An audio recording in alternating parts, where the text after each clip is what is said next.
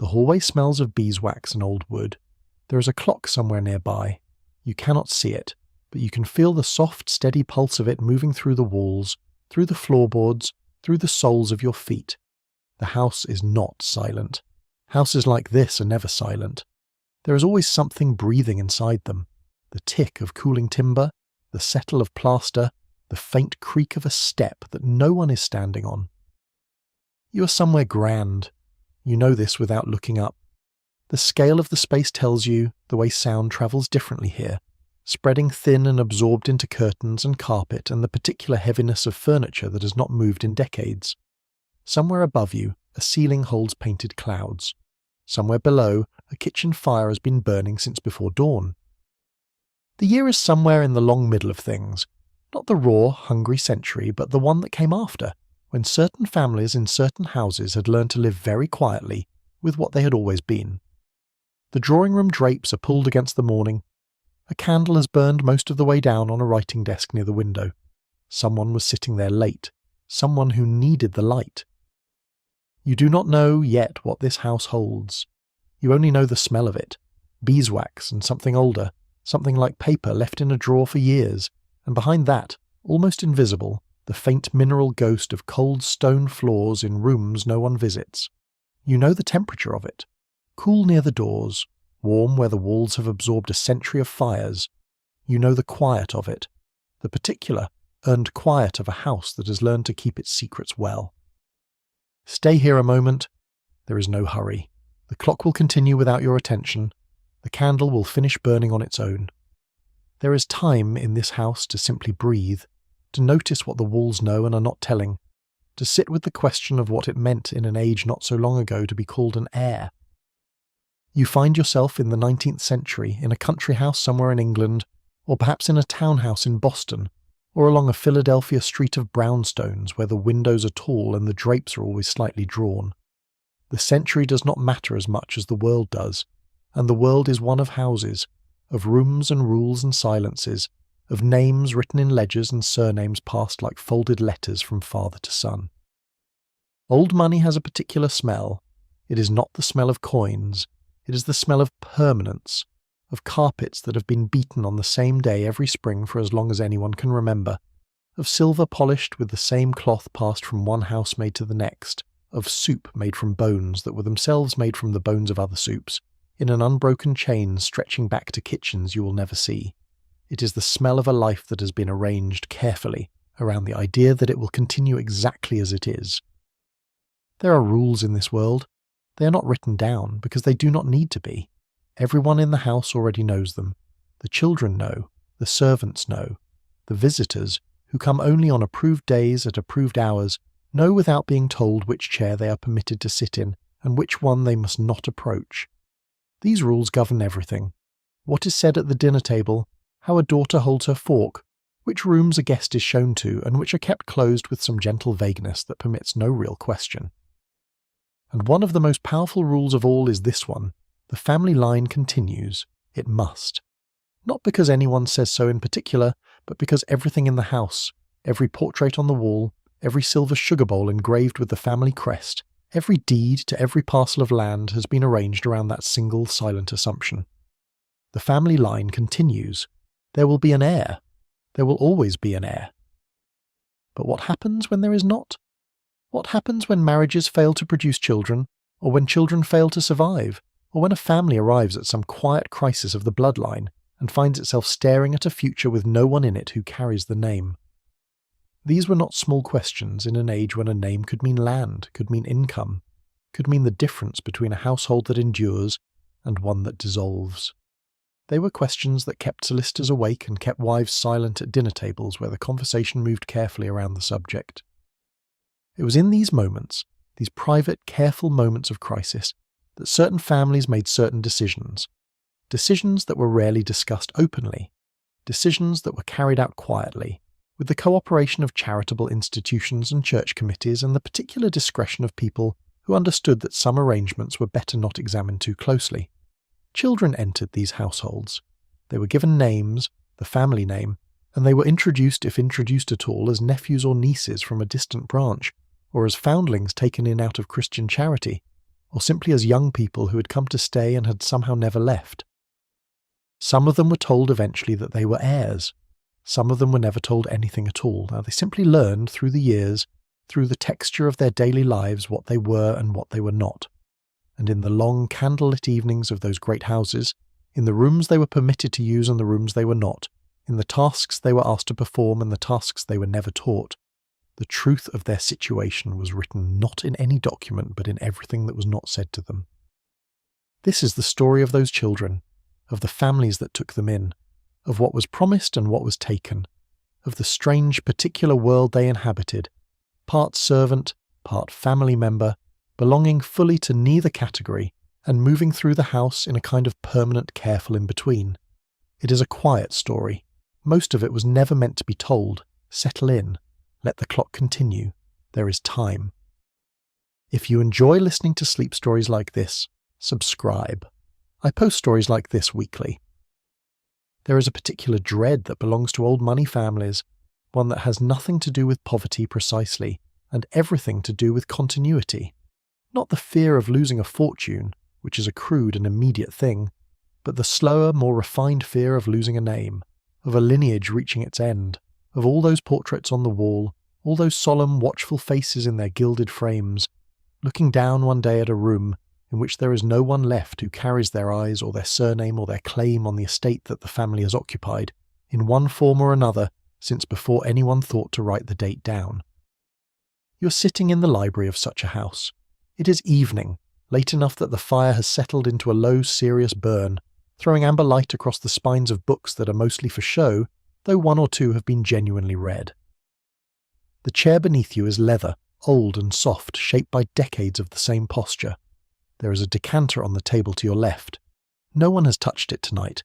The room has the feeling of a room that is waiting.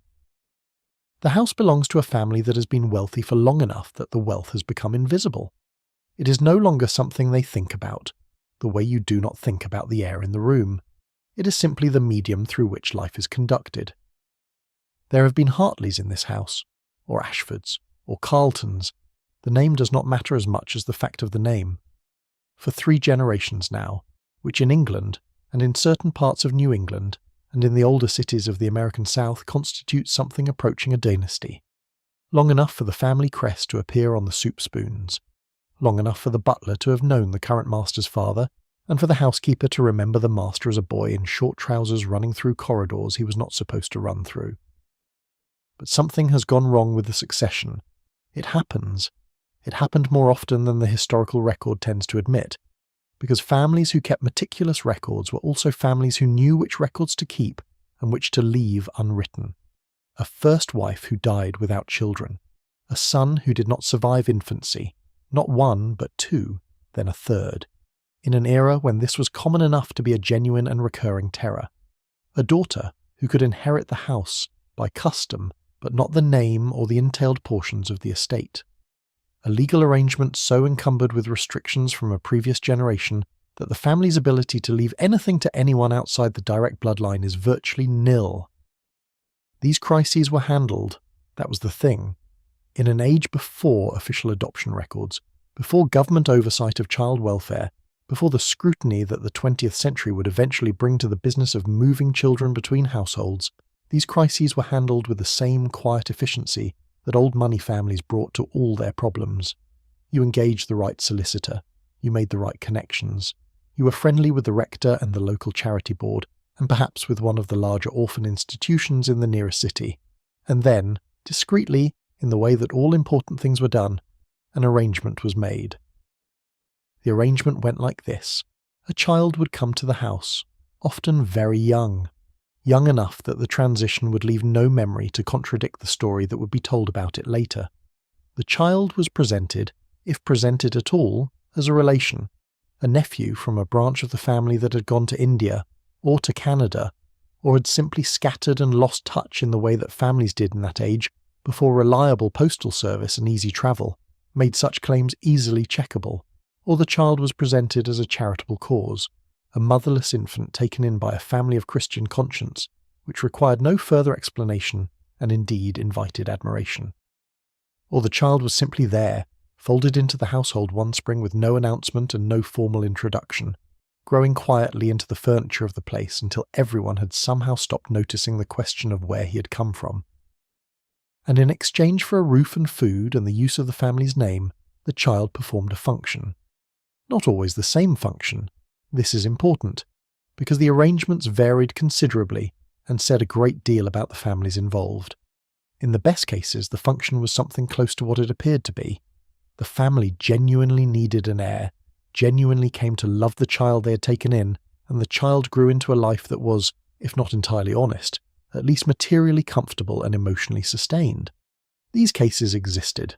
They are perhaps the least interesting ones to think about, though they are the ones the families involved were most likely to remember. In other cases, the function was something else entirely. The child was a pair of hands before it was an heir, a set of tasks before it was a name. The rooms it was given were not the rooms of the family but the rooms of the upper servants. Comfortable enough, but positioned at a particular distance from the dining room and the drawing room and the library where the family lived. The clothes it wore were not quite what the family's own children wore. A little plainer, a little less attended to. The education it received was practical rather than ornamental, and the word heir, if it was used at all, was used in a vague and deferring way. Yes, of course, in time, certainly when the moment comes, that managed to sound like a promise while committing to nothing. You might wonder how such an arrangement could be maintained, how a child could be told on the one hand that it was part of the family, a member of the household, an heir to something, and on the other hand be set to work before breakfast, be excluded from the drawing room when visitors came, be addressed by the cook with a familiarity that was never extended to the family's actual children. The answer is that children are very good at learning what world they live in, and very adaptable to its rules, and very uncertain about which of the things they have been told are true. A child who has been given a warm bed and enough food, who has never known anything different, who has been told that this is a great privilege and an act of Christian charity, and that they should be grateful. That child will often find ways to make the contradictions make sense, to explain them to itself, to decide that the things that feel wrong are probably not wrong because surely the adults would know. This was the particular architecture of the arrangement. It relied not on force but on confusion, not on cruelty, or not only on cruelty, but on the child's own uncertainty about what it was entitled to expect. The family that had taken it in was not necessarily evil. They were, in many cases, genuinely convinced that they were doing a good thing. They had taken a child from an orphanage or a foundling hospital, or the uncertain care of a charitable institution, and given it a place in a real household with a real name and real prospects, however vague. They had saved it from something worse. This was true. And they also used it, and expected it to be grateful for the use, and called it an heir while treating it as a servant, and considered both of these facts to be simultaneously and comfortably true. In the drawing room the fire has died down to embers. The portraits on the wall are barely visible now, just dark shapes in their frames, the suggestion of faces rather than faces themselves. The decanter sits untouched. The library holds its breath.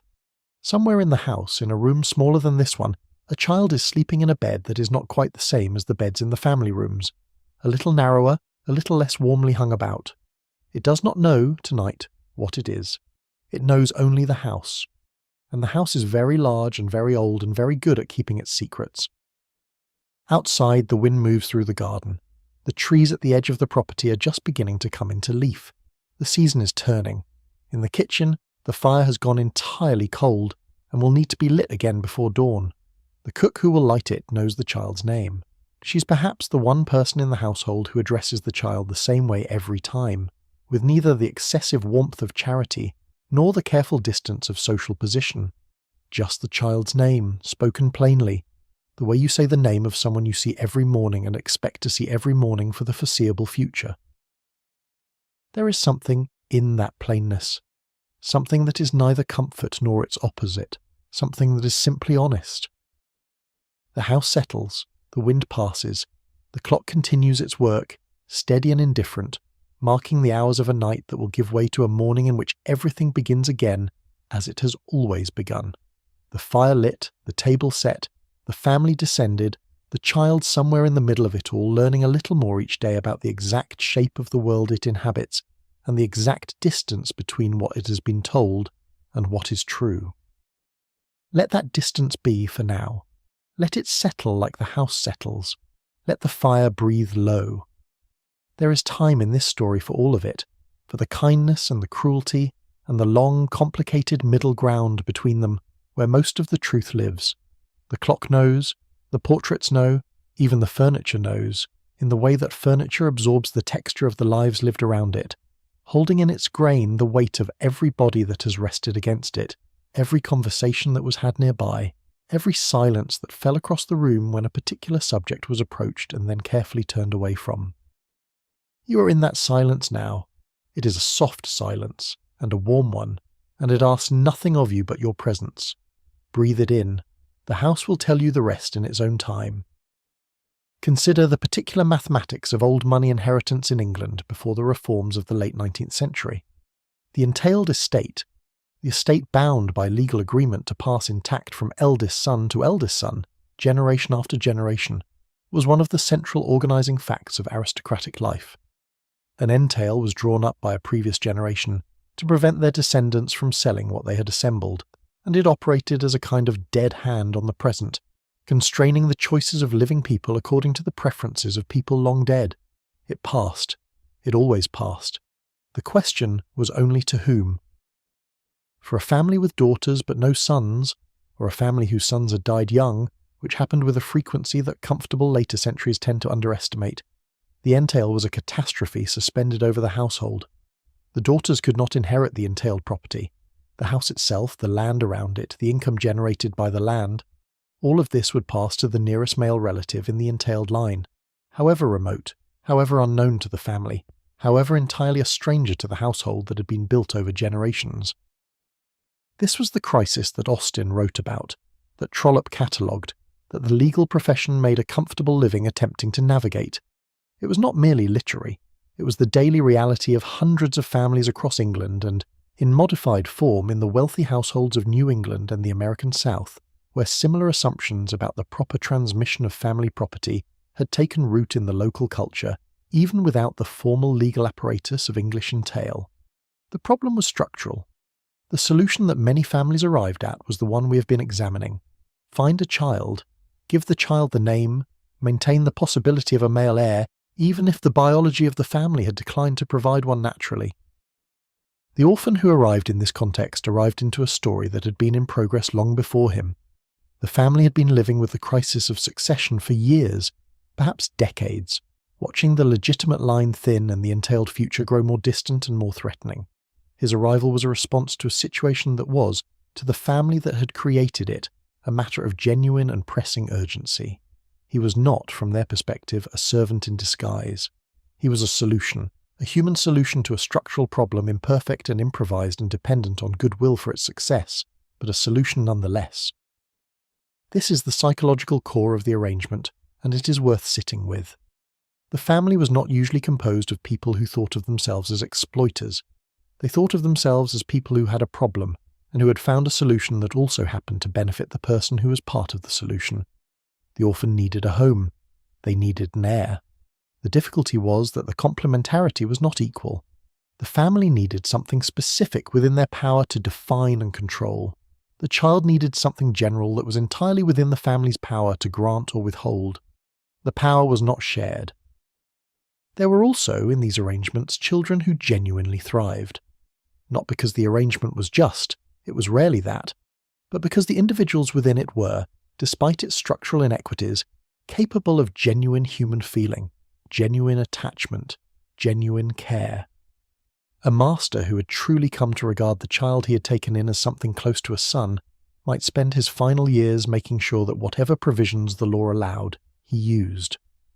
A mistress who had found in the child she had brought into the household a companionship she had not expected might spend those same years preparing the ground for the child's future, with the same practical energy she brought to everything else she managed. These outcomes were possible. They depended on luck, the luck of the particular family, the particular child, the particular alignment of character and circumstance that could transform a transaction into something warmer. The arrangement did not produce these outcomes reliably, but it produced them sometimes, and the sometimes mattered. To the children for whom it was the sometimes, it mattered enormously, the difference between a life in which the vague promises had been partially honoured and a life in which they had not been honoured at all. In the library the fire is lower now. The leather of the chair is warm where you have been sitting. The sound of the clock is the only sound in the room, steady, unhurried, the sound of time that has no particular interest in being noticed, but simply continues its work. Outside, the garden holds whatever the season has given it tonight. The portraits are entirely absorbed into the dark of the room's upper reaches. The house is fully settled, fully quiet, the quiet of an old structure at rest. Let this be the note on which this chapter ends. The house at rest, the clock continuing, the dark holding everything gently and without drama. It is enough. The city in those years was full of children. This is difficult to hold in the mind now when cities feel full of so many other things. But in the mid-19th century, in London and in New York and in Boston and in every large city that had grown fast on the back of industry and immigration, the streets were populated with children in a way that would seem almost unimaginable today. Some of them were in school, some of them were working, some of them were selling small things on corners, matches, newspapers, flowers, whatever could be moved in small quantities by small hands. And some of them simply were, without obvious purpose or destination, present in the city the way weather is present, not organised into any category that the respectable world had ready for them. In 1850, it was estimated that approximately 5% of New York City's total population was composed of children who were, in some formal or informal sense, without parents or parental care. 5%. In a city that was already enormous and getting larger every year, that represented tens of thousands of young people, sleeping in alleys, in doorways, in the loose company of other children in similar circumstances, learning what they could about survival from each other and from the city itself. They were not invisible. Jacob Riis would later photograph them with a kind of aggressive tenderness, dragging what he saw into the middle of a public conversation that had previously preferred to look elsewhere. But in those earlier decades they occupied a peculiar social position, everywhere, and yet somehow not quite accounted for. The institutions that existed to address this were numerous, and they varied enormously in quality, in philosophy and in what they actually did with the children in their care.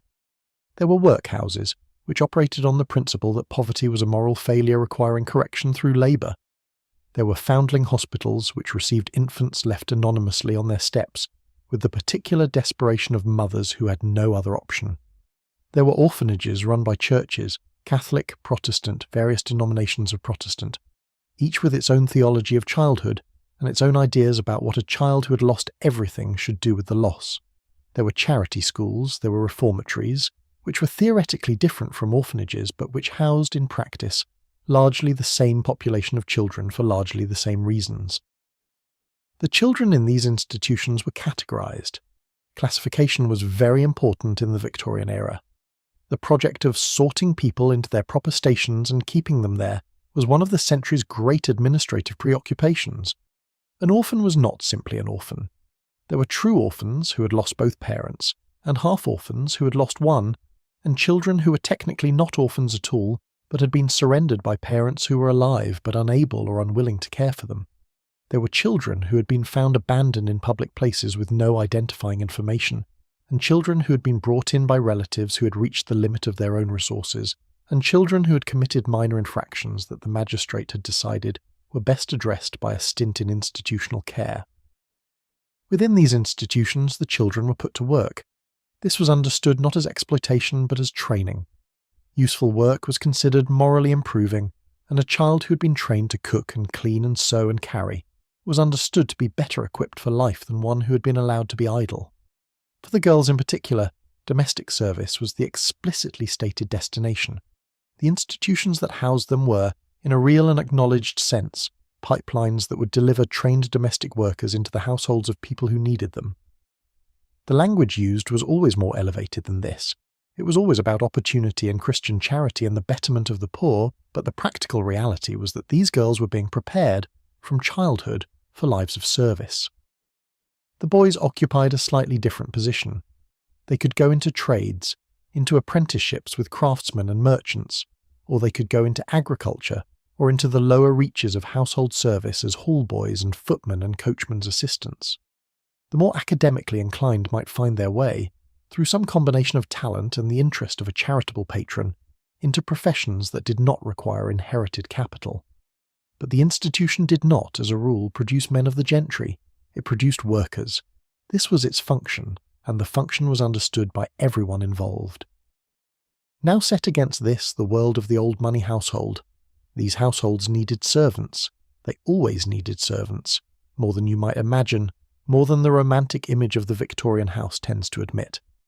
A great house in the 1860s or 1870s might employ 30 or 40 indoor servants, each with a specific and carefully defined role.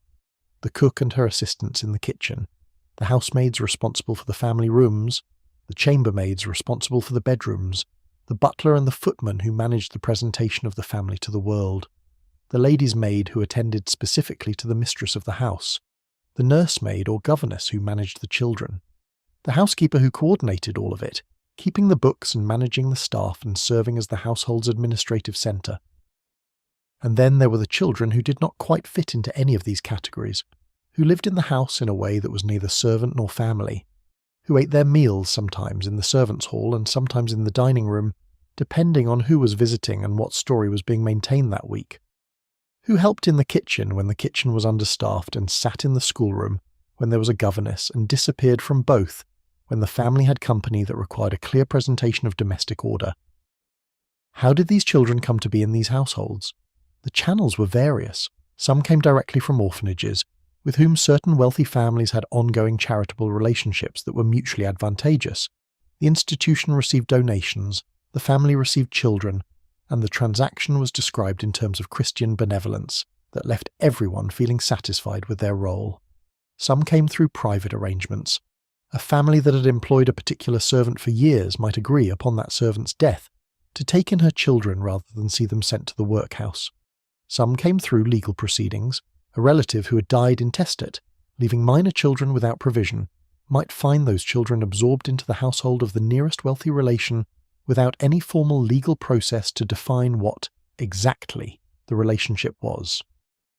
The absorption was what mattered. The way the child entered the furniture of the house, slowly becoming part of its daily rhythm, part of its routines and requirements, until the question of its exact status became less urgent, because the question was never asked directly and the child had learned not to ask it. The house absorbed the child the way it absorbed everything else, quietly, efficiently, with the particular domestic gravity that keeps objects in their places and people at their proper distances from one another. You are in the kitchen now. It is early, not yet light, though the sky outside the small high window has shifted from black to a deep blue-grey that promises dawn without quite delivering it yet. The range is already going. Someone has been up since before you to start it, and the warmth coming off it is real and welcome in the cold of the morning. There is bread proving on the back shelf, and the smell of it is warm and yeasty and domestic in the way that only bread-making smells can be, belonging entirely to the house, to this particular house, to this morning. A child of perhaps 10 or 11 is at the scullery sink. She has been there since before you came down. Her hair is braided back and her dress is a practical brown that does not show stains easily, and she's washing the heavy iron pots from last night's dinner with the focused, economical movements of someone who has done this particular task so many times that it no longer requires thought. She does not look up when you enter. This is not rudeness. It is simply that she is busy, and that she has been taught to be busy, and that her busyness is, in the logic of this household, exactly what she is here for. Her name, if she has been given the family's name, is something that sounds slightly formal in her own mouth, a name that belongs to a different life than the one she's currently living, pressed against the cold edge of the scullery sink in the pre-dawn dark. If she has not been given the family's name, she has whatever name the institution gave her, which might be a saint's name or an institutional name that bore no relation to any history she could actually trace.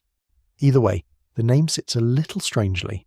Either way, she is washing pots in a house that belongs to someone else. But she knows this kitchen. She knows where everything is kept and when everything needs to be done and who will be cross if it is not done by a certain time, and who is generally good-natured about small delays. She knows the smell of the range when it is running well and the smell of it when the flue needs cleaning. She knows which of the upper servants will give her a kind word and which will walk past her as though she is part of the furniture, and which will give her a task without saying please because they have been taught, by the structure of the household, that please is not required. She knows this place. Whatever else she knows or does not know about her situation, she knows this kitchen, and knowing it is a kind of belonging, even if it is not the kind of belonging that anyone would choose. The light outside is brightening very slowly. The bread on the shelf has risen. The child at the sink lifts the last pot from the water and sets it on the rack to drain, and then stands for just a moment with her hands at her sides, not doing anything, which is so rare in her day that she seems not quite to know what to do with it. Then someone calls from the passage, a quick, practical summons, and she goes. The foundling hospitals of the major cities deserve particular attention because they occupied a unique position in the ecosystem of child welfare and were uniquely positioned to serve the purposes of families interested in acquiring children discreetly. The London Foundling Hospital, established by Thomas Coram in 1739, was the model and inspiration for similar institutions in New York and Boston and other cities. Coram had been moved by the sight of abandoned infants dying in the streets and gutters of London, a sight so common in the 18th century that it had become, for most of the city's inhabitants, invisible. He was a wealthy man who had made his money in colonial trade, and he used that money and his social connections to establish an institution that would take in abandoned infants, care for them, and eventually train them for respectable employment. The Foundling Hospital received children anonymously, which was essential to its function.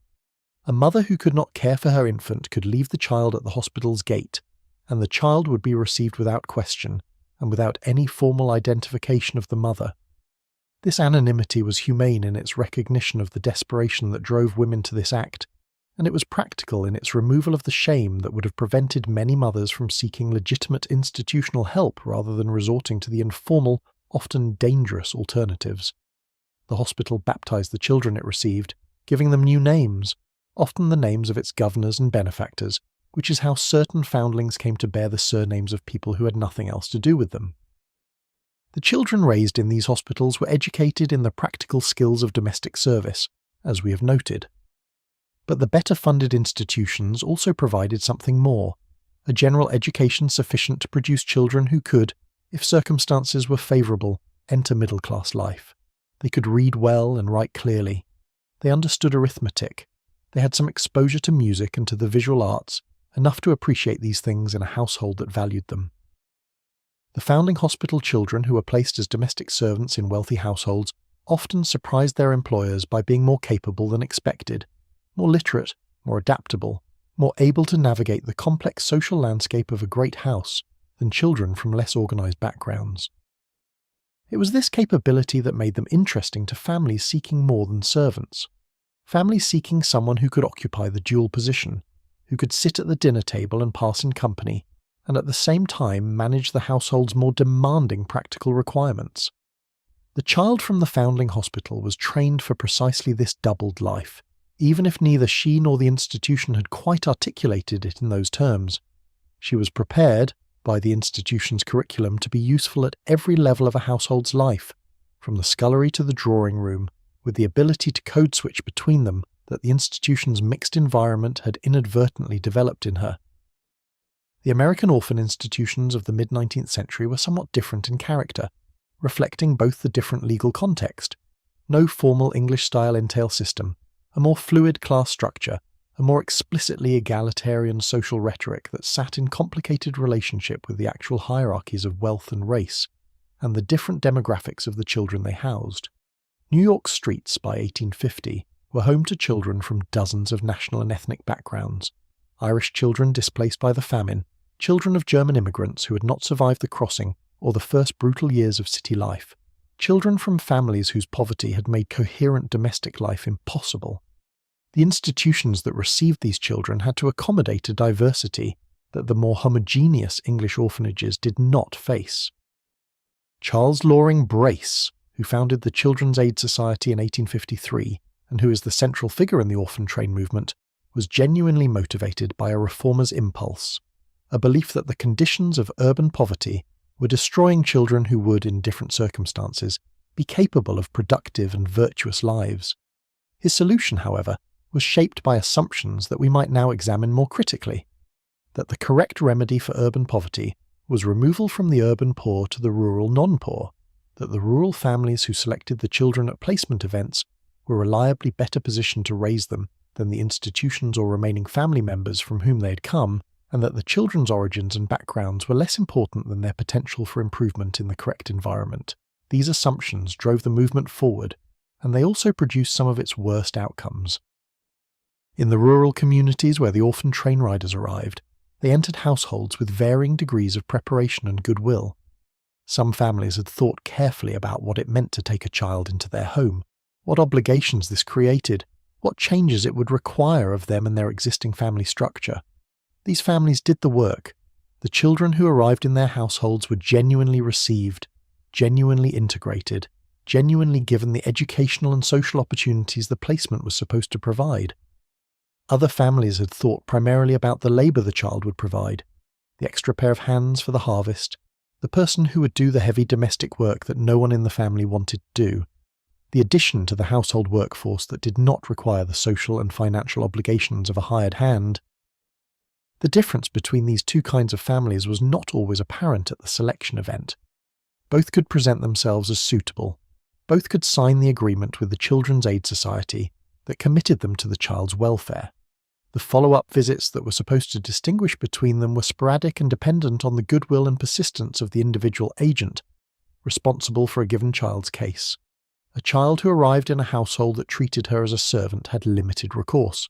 She could write to the society if she could write, and if she was given access to paper and pen and the private opportunity to use them. She could run away, which some did, or she could stay and adapt and build within the constraints of the arrangement whatever life she could manage.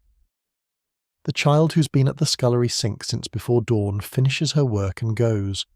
The light through the high window has shifted from its pre-dawn blue to something warmer, the particular amber of early morning sun on old glass, the light that says the day has truly started and the household is waking into its usual rhythms. The cook moves to the range with the efficiency of someone who has performed this same sequence of actions for 30 years and whose body knows it without consultation.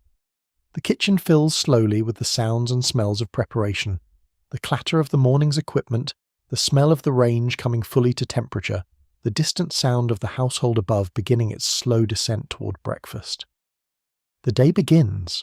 It will be like the day before in most of its particulars. This, in its way, is a comfort. The familiar, however constrained, has a warmth that the unknown does not, and the warmth is real, however the constrained remains what it is. It began usually with a letter to a solicitor, or from a solicitor, or between solicitors. The legal profession being, in those years, the primary lubricant of all transactions that needed to appear more formal than they were. A family in reduced circumstances seeking placement for their orphaned grandchildren might write to the office of a firm that had handled the family's business for 30 years. A wealthy household with a domestic vacancy of a particular, delicate kind might make its needs known through the same channel. The solicitor, who knew everyone and kept everything in confidence, and was paid handsomely for both, made introductions. Or it began with a visit. A wealthy woman of charitable inclination, the wife of a mill owner or a physician, or a man who had made his money in shipping, and was now, in the way of such men, interested in demonstrating that he had always had taste, might visit the local orphan institution on a Thursday afternoon, as was fashionable, accompanied by another lady of similar standing and a basket of practical donations, soap, flannel, boots for the smaller children. These visits were social events with a philanthropic gloss. The ladies would tour the facilities, speak with the matron, perhaps address a few words to some of the older girls who were being trained for domestic service, and sometimes one of the ladies would notice a child, notice her in a particular way, a way that was different from the general benevolent attention she extended to all of them, and would ask the matron quietly about that one. The matron, who depended on the goodwill of such women and their husbands for her institution's funding, would answer carefully. She would explain the child's history as much as she knew it, which was often not much. An infant found on the steps, a child surrendered by a parent who had signed the relevant forms and then disappeared, a child transferred from another institution when that one had closed. She would speak positively about the child's character, her industry, her docility, her health, because these were the things that prospective employers valued and that the matron had been trained by years of these conversations to present clearly. She would not ask directly what the lady intended. That was not how these conversations worked. She would simply answer questions and wait. Sometimes the conversation led to nothing. Sometimes it led to a formal application to take the child into domestic service, which was processed through official channels with appropriate documentation. And sometimes it led to something slightly different, an informal arrangement, not quite service, not quite adoption, that the paperwork did not quite have a category for and which both parties understood, by tacit agreement, to proceed without excessive documentation. The child would go. The family would receive her. The institution would receive a donation. Nothing further would be put in writing. The Merthyr Board of Guardians discussed this openly in 1920 at a meeting that was reported with some discomfort in the medical press. Applications had been received, they said, from families wishing to adopt children between the ages of 10 and 12. Members of the board had protested. They said, and they were not wrong, that many of the people applying for children that age were not interested in adoption in any meaningful sense. They were interested in servants, in a cheap and compliant form of domestic labour that came with the moral cover of charitable adoption and none of the expense of wages. The children would be useful at 14 or 15, one member observed, and these people knew it, and that was the reason for the interest. The board had, in some cases, been forced to take children back because their lives, as the record stated with a kind of bureaucratic understatement that is somehow worse than plain speech, were being sapped away. That phrase, sapped away, it belongs to a particular kind of institutional language that exists to describe things that are not quite describable in plainer terms, things that are not clean enough to name directly but too serious to leave out entirely. It meant overwork. It meant a child of 11 or 12 performing the labour of an adult servant without the servant's wages or freedom or legal protections. It meant going to bed exhausted and getting up before dawn, and spending the hours between in the continuous, relentless service of a household that had received her under one name and was using her under quite another. But we are getting ahead of ourselves. We are in the moment before. We are in the drawing room of the house that will receive the child, or one very much like it, in the late afternoon of a late autumn day, when the light outside has gone the colour of pewter and the fire inside is bright, and the mistress of the house is composing with some care a letter to her solicitor that will set in motion the arrangement she has decided upon. She is not a cruel woman. This is important, and it is complicated. She is convinced herself, with the considerable resources of a mind that is intelligent and educated, and entirely accustomed to finding reasons why what it wants is also what is right, that what she is doing is generous. She knows a child who needs a home. She has a home. She needs help in that home. Not servants, precisely, or not in the way that a servant is a servant, but someone who can assist, who can be trained, who can grow into the household and its requirements, and eventually become, in some formal or semi-formal sense, part of it. This is not exploitation. This is opportunity. She is quite sure of it. She writes the letter. It is polite and precise in the way that her letters always are. She was educated to write well, and writing well means saying exactly what you mean without quite saying it, which is a skill she has had many years to perfect. The solicitor will read it and understand what is being asked. He always does. Meanwhile, in the institution, in a dormitory that smells of carbolic soap and starched linen and the particular institutional smell of too many people in a room that is never quite warm enough, a child sleeps. She does not know, tonight, that her name is about to be put forward. She does not know that a woman in a drawing room is writing a letter that will change the shape of her life. She knows only the dormitory, and the girl in the next bed, and the cold that comes up through the floor in winter, and the sound the matron makes when she walks the corridors at night, a particular rhythmic sound that the children have all learned to recognize, and to lie still and silent at the sound of, because that is what is expected of them. She's perhaps 6, or perhaps 8. She might be as old as 10. The ages are somewhat uncertain in these records because the records themselves are somewhat uncertain. Children arrived at institutions without documents, without anyone to speak for them, without any paper trail that established when they had been born or to whom. The institution assigned them ages based on a cursory physical assessment, which was not always accurate and which no one was particularly motivated to challenge. The child herself might not know her own birthday. She might know a name she had been called before, or she might not. She might know the face of a woman who had brought her here, or she might have no memory before the institution at all. What she knows is the institution, the rhythms of it, the sound of the bell that woke her, and the sound of the bell that sent her to the refectory, and the sound of the bell that ended work, and the sound of the bell that meant lights out.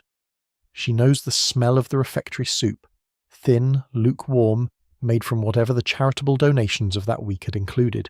She knows the weight of the bucket she carried to the upper floors and the weight of it coming down. She knows the names of the other girls in her dormitory, and she knows which of them cry at night and which do not. And she knows that knowing these things is a form of knowledge that will be entirely useless to her in the life she's about to enter. The letter travels from the house to the solicitor. The solicitor travels to the institution. A conversation is had in an office that smells of tea gone cold and leather bindings. Forms are completed, some of them, the ones that are required, others are left incomplete or not attempted. There is a handshake. There is a donation arranged through a separate accounting. There is a date agreed upon when the child will be collected. And back in the dormitory the child sleeps. The girl in the next bed turns over. The cold comes up through the floor. The matron's footsteps recede down the corridor, and then there is only the breathing of 20 small bodies in the dark, rising and falling with the particular synchrony of people who sleep in the same room every night and have learned, without knowing it, to breathe together. It is very quiet. The institution is very quiet at night.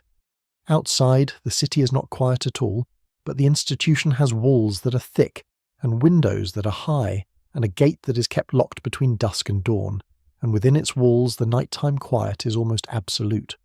Almost, but not quite. There is always the sound of the city at its edges, if you lie still enough and listen. The child in the dormitory lies still enough. She listens sometimes. She's not sure what she's listening for. She has not yet learned that this is one of the last nights she will spend in this particular quiet, or that the quiet of the house that is waiting for her will be different, larger, more uneven, full of different sounds and different silences. She does not know that yet. She sleeps. The institutions that placed children with wealthy families were themselves complex organizations, operating simultaneously as charities, as social control mechanisms, and as labor pipelines. The matrons and administrators who ran them were not without genuine concern for the children in their care. Most of them had entered this work through genuine charitable impulse, through religious conviction, through the kind of practical idealism that was common among women of intelligence and social conscience who, in that era, had limited channels through which to direct their capacities. They believed in what they were doing. They also operated within a framework of assumptions about class and charity, and the proper destination of poor children that was shaped by their society, and that they rarely examined with the critical attention they might have brought to bear on other subjects. The assumption was this, that a child without parents or property was best served by being placed in a household where she could learn to be useful. Useful was the operative word, and it carried a class specificity that was rarely acknowledged. Useful to whom? Useful in what way? The answer, implicit in the structure of the placement system, was useful to the household receiving her and useful in the ways that that household required. The institution prepared children for service and then sent them into service and called the preparation an opportunity and the service a home. The language of opportunity ran through everything the institutions did and said about their work. It was not entirely dishonest, but it was selective.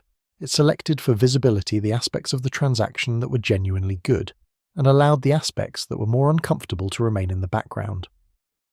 There were also, within the institutions, children who were not placed at all, who grew up entirely within the institutional structure, leaving it at 17 or 18 as the rules required, with whatever skills the institution had given them and whatever sense of the world they had been able to develop from within its walls.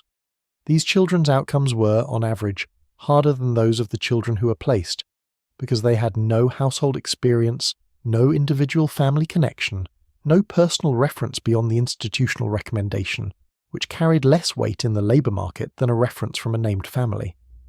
They were, in a sense, the children the institutions most purely produced, trained to be useful in domestic service, but without the particular domestic history that made any specific form of that usefulness legible to a potential employer.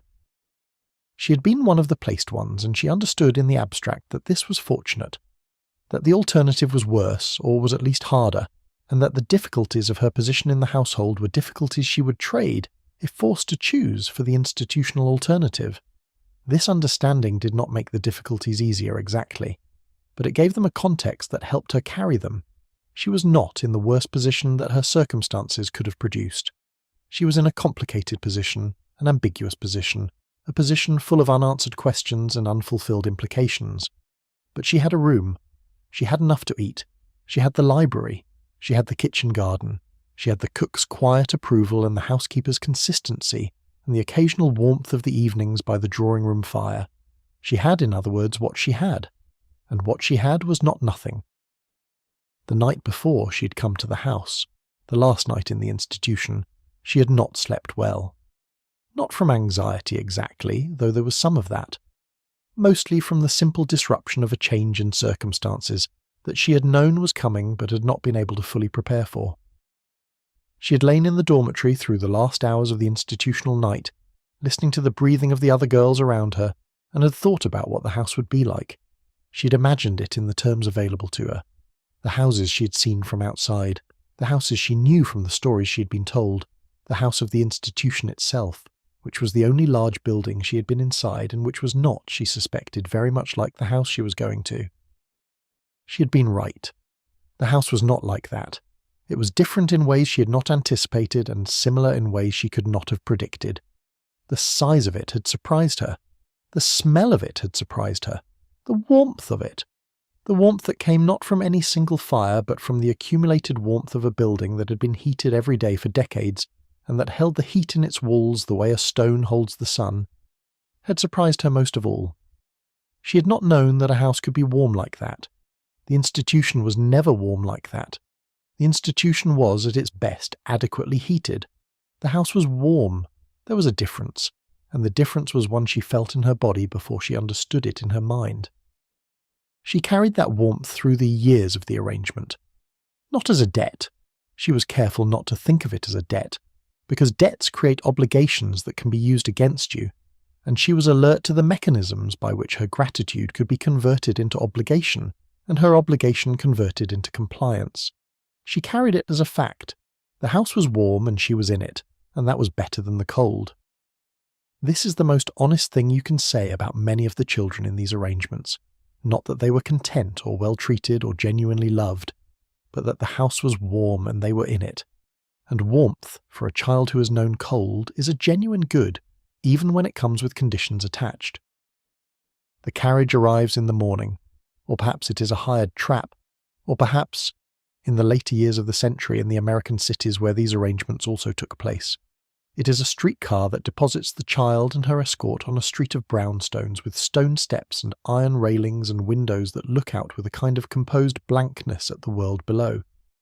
However it arrives, the arrival is the same. A child, carrying whatever small thing she has. A bundle, perhaps, or a small bag, or sometimes nothing at all beyond what she's wearing, coming to a stop before a door that is not her door. The door is larger than she expected. This is the first thing, the scale of everything, which is different from the institution in ways she does not yet have the language to describe. The institution was large in its way. Long corridors, many rooms, the vast echoing space of the refectory, but its largeness was institutional, which is to say functional, which is to say that the largeness served a purpose, and the purpose was immediately legible. This largeness is different. It is ornamental as well as functional. The door has a brass knocker polished to a warm gold. The steps have been swept that morning. She can tell by the dampness still in the stone. The railings have been recently painted or recently polished, and they shine with a blackness that seems deliberate, intentional, the blackness of something that is meant to be noticed. The woman who greets her at the door is not initially the mistress of the house. It is the housekeeper, a woman in black bombazine with keys at her waist, and a manner that is neither warm nor cold, simply efficient, organised, as purposeful as everything else in the household. She looks at the child with the professional assessment of someone who has evaluated many situations and is evaluating this one. She says the child's name, or the name she will now be using, and the child says yes. and that is the extent of the introduction. She is shown in. The smell of the house hits her first. It is not a bad smell. Nothing like the carbolic of the institution, nothing like the cabbage smell of the refectory, nothing like the cold stone smell of the dormitory. It is the smell of a well-kept house, beeswax, and something floral from somewhere, and coal smoke from fireplaces that have been burning since before dawn, and beneath all of it that particular combination of old wood and old fabric, and the faint, accumulated smell of meals cooked and eaten over many years that belongs to houses that have been lived in by the same family for a long time. It is a warm smell, in the literal and figurative sense. It is the smell of comfort, though she does not yet have a name for it as such. She only knows that it is different from anything she has smelled before. She's taken through the servants' entrance, not the front door, not even close to the front door, which she can see at the far end of a hallway through a half-open baize door, the green cloth of it moving slightly in a draught. She goes through the side entrance and down a passage that leads to the kitchen region, which is where she will spend most of her time in these early weeks and months, learning the household from its most practical side. The housekeeper introduces her to the cook, a large, unhurried woman with flour on her apron, and a manner that is matter-of-fact without being unkind, and then leaves her there with a brief, clear set of instructions about what she's expected to do before dinner. The cook looks at her for a moment with the expression of someone who has seen many children come through this kitchen, and is making, with some rapidity, a set of assessments about this particular one. Then she says, "Can you peel?"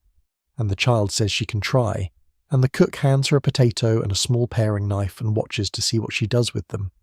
The child peels the potato. She does not do it well.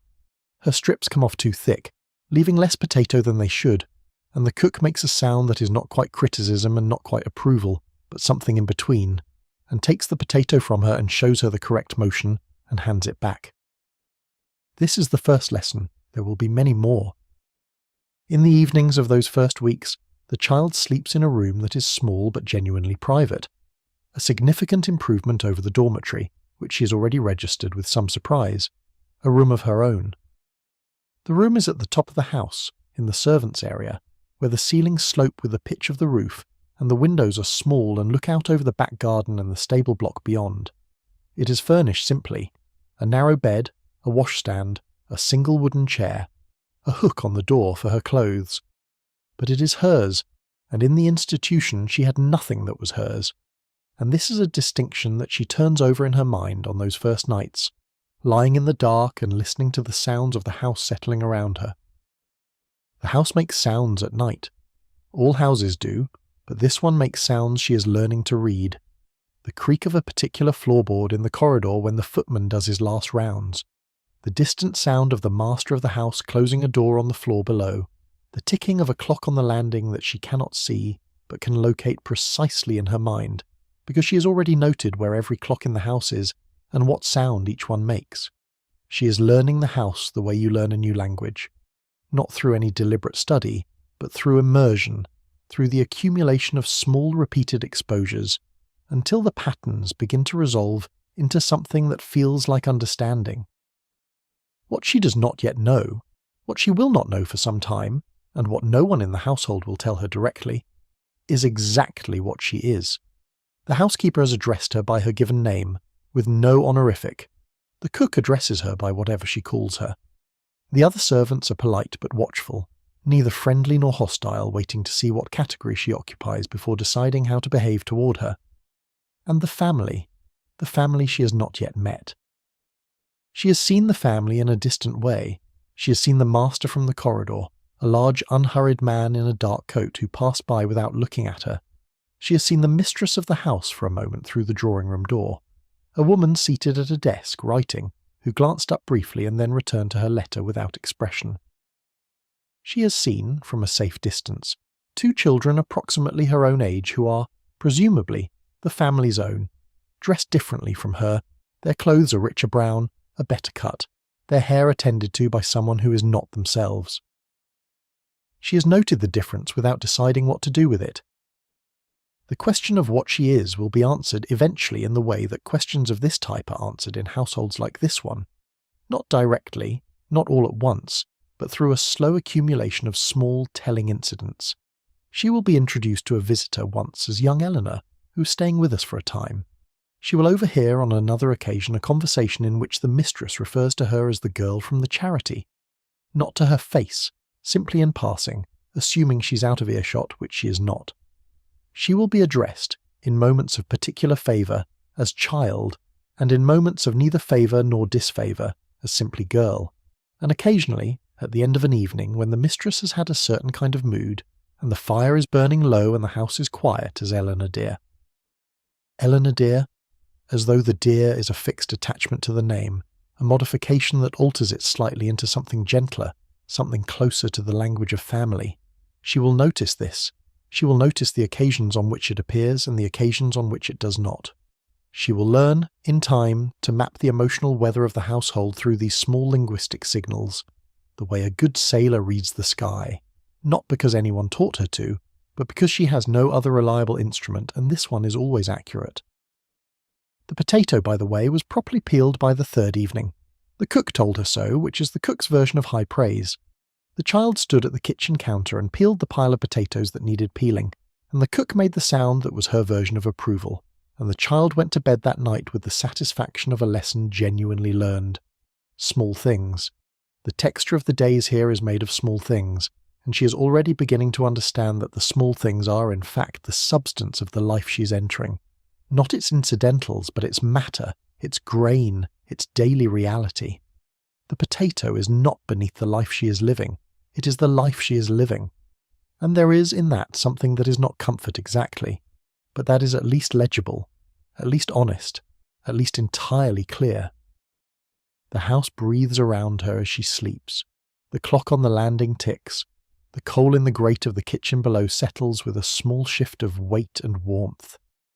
Somewhere in the family's wing, a child coughs once in sleep and is quiet again. The garden outside the attic window holds the dark in its branches, still and patient. Morning will come when it comes. There is nothing to do tonight but sleep. A name is a claim.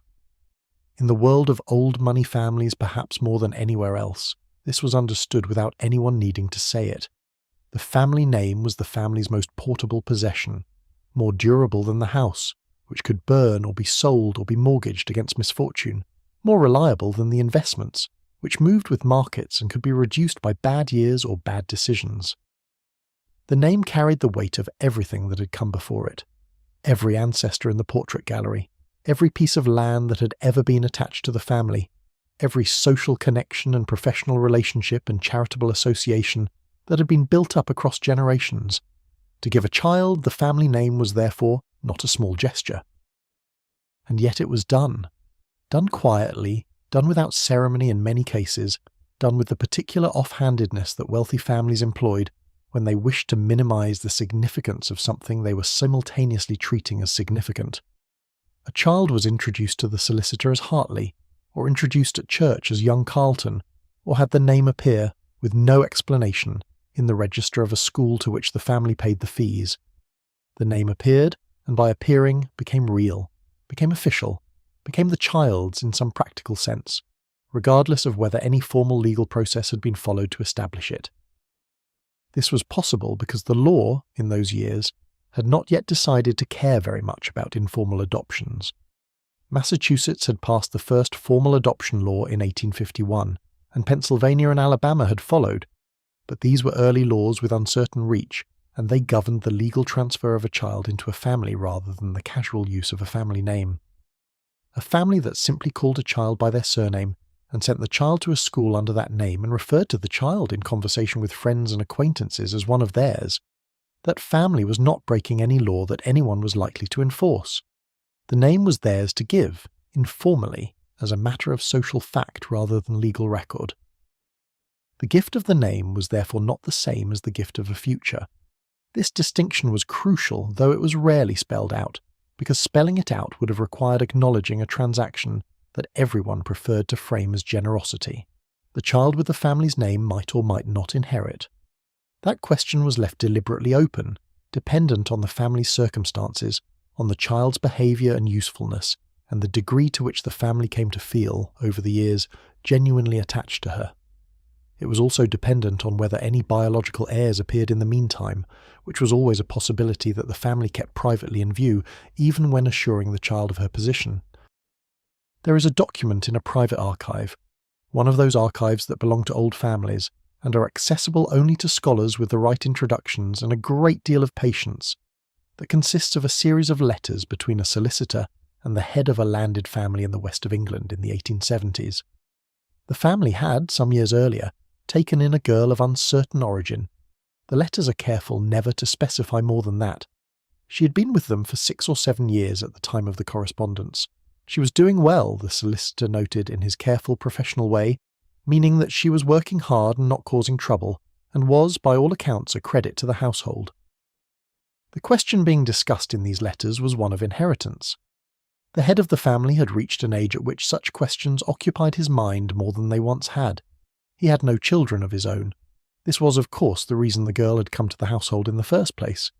He was not without relations, but they were distant, and he did not particularly like them, and they would descend on the estate at his death like a tide coming in and wash away the particular arrangement of his life that he had spent 40 years establishing. He wanted to know whether he could leave anything to the girl. The solicitor's response was careful. It could be done, he said. He outlined several mechanisms: a provision in the will, a life interest in one of the smaller properties, a trust fund of modest proportions. But he also noted, with the delicacy that characterized all of his dealings with this particular family, that the situation would attract comment. A girl of unknown parentage inheriting from a man to whom she had no established legal relationship would raise questions. The family solicitor, on the other side, the relation solicitor, would contest it. There would likely be litigation. Was the head of the family prepared for that? The head of the family, according to the next letter, was not. He left the matter unresolved, in the way that he had left many things in his life unresolved, not from cowardice exactly, but from the particular paralysis that overtakes people of a certain temperament when faced with a decision that has no good option. The girl continued in the household. She continued to be called, in certain contexts, by the family name. She continued to be introduced to visitors in the same careful, vague way. A young person connected to us, you know how it is. And the question of what would actually happen to her after the death of the man whose name she used remained, until the death itself, entirely open. She managed. Women in these situations developed a remarkable capacity for managing. They managed the uncertainty of their position the way they managed everything else in the household, with steady daily competence, with attention to what was needed, with the accumulation of small practical skills that are not glamorous, but are genuinely indispensable. She could cook. She could sew with a precision that the household valued. She knew how to manage the linen, and how to speak appropriately to different levels of visitor, and how to be present in a room without drawing attention to herself, which is a skill that sounds simple, and is in fact very difficult and very useful. She also read. This is perhaps the most significant thing and the most quietly defiant. In the evenings, after the household had settled and her work for the day was done, she read. Not novels initially, though she had to earn, in a sense, had to establish that she was the kind of person who could be trusted with the distraction of fiction. But practical texts, educational texts, the volumes that the family did not read and had therefore placed in the library without much thought, history, geography, grammar. She read with the intensity of someone who understood without anyone telling her that knowledge was the one thing she could accumulate that no one could take away. Years later, many years, when the man whose household she had inhabited was long dead and the estate had been sold and the particular world of that house had dissolved into other people's lives, she would sit in a modest room in a provincial town and write occasional letters to a woman she had befriended in middle age. In these letters she spoke sometimes about her early life, with a matter-of-fact clarity that suggested she had long since made her peace with the facts of it. She had been neither heir nor servant, she wrote once. She had been something else, something the century did not have a proper name for. She had occupied the space between categories, which is an uncomfortable space to occupy, but which had, she admitted, given her a particular kind of freedom. When you belong to no category entirely, she wrote, you are answerable to no category entirely. It is cold freedom, but it is freedom. Cold freedom. The phrase stays with you. It is an honest phrase, more honest perhaps than most of what was said in public about these arrangements, where the language tended always toward comfort and charity, and the satisfying narrative of the deserving child elevated by the generous family. Cold freedom is what lies under that narrative. It is what the child felt in those early days in the attic room, listening to the sounds of the house and learning its rhythms and understanding gradually that she was neither in the warm centre of it nor entirely outside it, but somewhere in the draught between the two. Not warm, not cold, something in between, like the air at the edge of a fire, present in the heat, but not quite in it. The name she carried was real and was not real. The future it implied was possible and was not possible. The position she occupied in the household was both more and less than it appeared, depending on the day and the mood and the presence of visitors, and the degree to which the family on any particular morning needed to believe that what they had done was simply and purely charitable. She understood all of this, in time. She understood it with the particular clarity that belongs to people who must understand their situation, because no one else is going to explain it to them. The fire in the library is burning low now. The portraits are half in shadow. The clock on the mantel keeps its own counsel. Somewhere in the house, in the space between the family rooms and the servants' rooms, in the corridor that connects one world to the other, somewhere in that in-between space, the child who is neither one thing nor the other moves quietly through the dark. She knows the way. She has learned it well. She carries the family name in her pocket like a coin she's been given but is not sure she's allowed to spend. The question of names was also the question of identity, and the question of identity was one that these children navigated with a particular kind of alertness. In an era before the modern apparatus of personal documentation, before the national systems of birth registration and identity papers and the dense web of official records that now constitutes what a person is in the eyes of the state, a name was, in a very practical sense, a claim. You were who you said you were, or who someone credible said you were, and the credibility was established by social position, and the durability of the claim over time. A child who had been called Hartley for 10 years, who was listed in the church register as Hartley, and enrolled in the local school as Hartley, and was known to every tradesperson in the neighbourhood as young Hartley from the house on the hill. That child had a claim on the name that grew more solid with each year of use, even without any legal foundation. This accumulation of social fact was a form of legal reality in an era when legal reality was still partly constituted by social fact. The law had not yet entirely separated itself from the customs and conventions of the community in the way that later legal systems would attempt. A name used consistently and publicly over a long period, a position accepted and acknowledged by the surrounding social world, a relationship of care and dependency that had functioned as a family relationship for years even without formal documentation. These things had weight. They were not the same as a legal adoption, but they were not nothing either. They created expectations, and the violation of those expectations was a form of wrong, even if the law had not yet developed the vocabulary to name it precisely. The children understood this at some level that may not have been conscious understanding but was nonetheless real in its effects. They understood that the name was an investment, that every year spent building the social reality of the name was another year of accumulated claim, another year of making it more difficult for the family to simply erase the relationship by ceasing to maintain it. They understood, too, that the name was contingent, that it depended on the family's continued willingness to use it, and to acknowledge the relationship it implied. The contingency was terrifying, and living with it required a particular kind of emotional management that was itself a skill. The skill of not examining too closely the foundations of your own position, of proceeding on the assumption that what has been given will continue to be given, while maintaining enough awareness of the alternative to be neither surprised nor destroyed by it. This skill, of proceeding with confidence while maintaining awareness of contingency, is one that these children developed at an age when most children have the luxury of proceeding with confidence alone. The family's own children did not need to manage their position in the household. Their position was given, by birth, by law, by the entire structure of the family's world, which organized itself around the assumption that these particular children would be there, and would continue to be there, and were the household's primary reason for being. The arrangement's children had nothing so unconditional. They had only the accumulated evidence of the arrangement's operation to date, and the hope, not always fulfilled, that the future would resemble the past. The solicitor's letter that had originally arranged the placement sat, presumably, in a file somewhere in the solicitor's office, one of hundreds of such letters, preserved because solicitors preserve everything, the paper trail of transactions, legal and quasi-legal, that constituted the administrative reality of a professional life. The child, growing up in the house, had no access to that letter.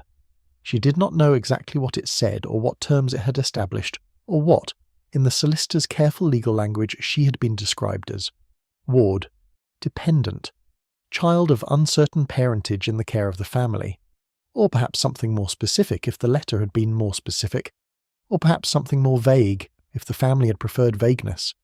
She did not know. No one had told her, and asking was not a thing. She had discovered a way to do that did not close the subject rather than open it. In this ignorance she was not unusual. Most children do not know the administrative details of their own circumstances, but most children's circumstances do not require administrative documentation of a kind that, if known, might change everything about how they understood their position. The family's own children did not need to know that they were legitimate. The fact was so thoroughly embedded in the structure of their lives that knowing was as automatic as breathing. The arrangement's child did not have access to the document that established what, officially, she was. And the document, if examined, might have established something quite different from what she had been led to understand. She had been led to understand over the years of the arrangement that she was an heir of some sort, to something, in some form, in some future, that the household had always kept specifically vague. The vagueness was strategic, as we have seen, but it was also, in a way, protective. A vague future cannot be definitively lost. A specific promise, if broken, is a breakage, a defined event with a definite before and after. A vague promise dissolved back into the vagueness from which it came is simply the ambient uncertainty of life reasserting itself. The family could maintain to themselves and to the world that they had never promised anything specific, and technically, often, they were right. She moved through these thoughts the way she moved through the house, carefully, aware of the weight of the floor beneath her, alert to what might give way. She did not dwell on them. Dwelling was not productive, and she had learned to redirect her attention away from things that were not productive toward things that were. The library was productive. The kitchen garden was productive. The conversations with the visitor had been productive, in their way, had confirmed something that she needed to have confirmed. The dwelling would not change the situation. The work would not change it either, but the work at least produced something. Clean pots, a set table, a batch of jam that would be eaten by the household through the winter, a small and concrete contribution to the daily life of the world she inhabited. This was enough for today, enough to proceed on. She would think about the rest some other time, or perhaps not at all. The days had a rhythm. This is the thing that is easy to overlook when you think about these arrangements. The daily rhythm, the texture of the ordinary hours, which was in many ways the most significant thing about the life because it was the thing that actually constituted the life, rather than any of the larger questions about position or inheritance or what the future might hold. The larger questions existed, but they existed in the background, the way weather exists in the background, always present, occasionally urgent, but not what you're doing right now. What you're doing right now is peeling, or sewing, or carrying, or learning how to set a table correctly, which is a more complicated matter than you might think. She rose early. In houses of this kind, everyone rose early. Even the family rose earlier than the modern world would consider reasonable. Their mornings structured around a sequence of rituals that filled the time between first light and breakfast with activity. But the household staff rose earlier still, because the rituals of the family's morning required preparation, and preparation required people who were already awake and working before the family needed to think about being awake. The fire in the mistress's bedroom had to be laid and lit before she required it. The hot water for washing had to be carried up the stairs. The breakfast table had to be set with a precision that left no room for error. The silver in its correct positions, the linen pressed, the flowers fresh if there were any. She learned these things. She learned them with the thoroughness of someone who understood that being useful was her primary credential in this household, and that being thoroughly useful was safer than being marginally useful. She could not rely on anything else. Not a mother's affection, not a father's obligation, not the automatic protection that the family's own children enjoyed, simply by virtue of being born into the family. She could rely on being good at what she did, and she was. The cook acknowledged it. The housekeeper acknowledged it in her wordless, efficient way. Even the butler, who acknowledged almost nothing, had been observed to watch her carrying a tray across the dining room with an expression that contained something that might, at a significant distance from him, be interpreted as approval. Her days had two registers. There was the servants' register, in which she was simply another pair of hands, competent, reliable, working through the tasks that the household required without complaint or excessive communication. In this register, she was known by her given name, addressed without title, expected to make herself useful, and to do so without drawing attention to herself. And there was the family register, in which she was something else, something that did not have a precise name, but which required a different manner, a different bearing, a different kind of presence. In the family register, she was Eleanor, or sometimes Eleanor dear, and she sat at the edge of the drawing room when visitors came and was introduced with the vague precision that these households had perfected over years of practice. Moving between the two registers was the central skill of her life. She became very good at it. She learned to read the household, its mood, its expectations on any given day, with the sensitivity of a person whose survival depended on that reading. A visitor who required a particular kind of presentation, a family dinner at which the mistress would expect her to appear, dressed in the slightly better dress that lived at the back of her wardrobe and came out for such occasions, sitting quietly at the table and contributing a carefully measured amount to the conversation, enough to demonstrate that she was present and engaged, not enough to draw attention to herself or to any question about what she was doing there. The two dresses were not a metaphor, they were actual dresses. Two dresses she owned, each appropriate for one of her two registers, each a physical signal to herself and to others about which world she was currently inhabiting. The work dress was practical and without ornament, a dark grey wool that did not show stains easily and was warm enough to be worn through a winter morning of kitchen work.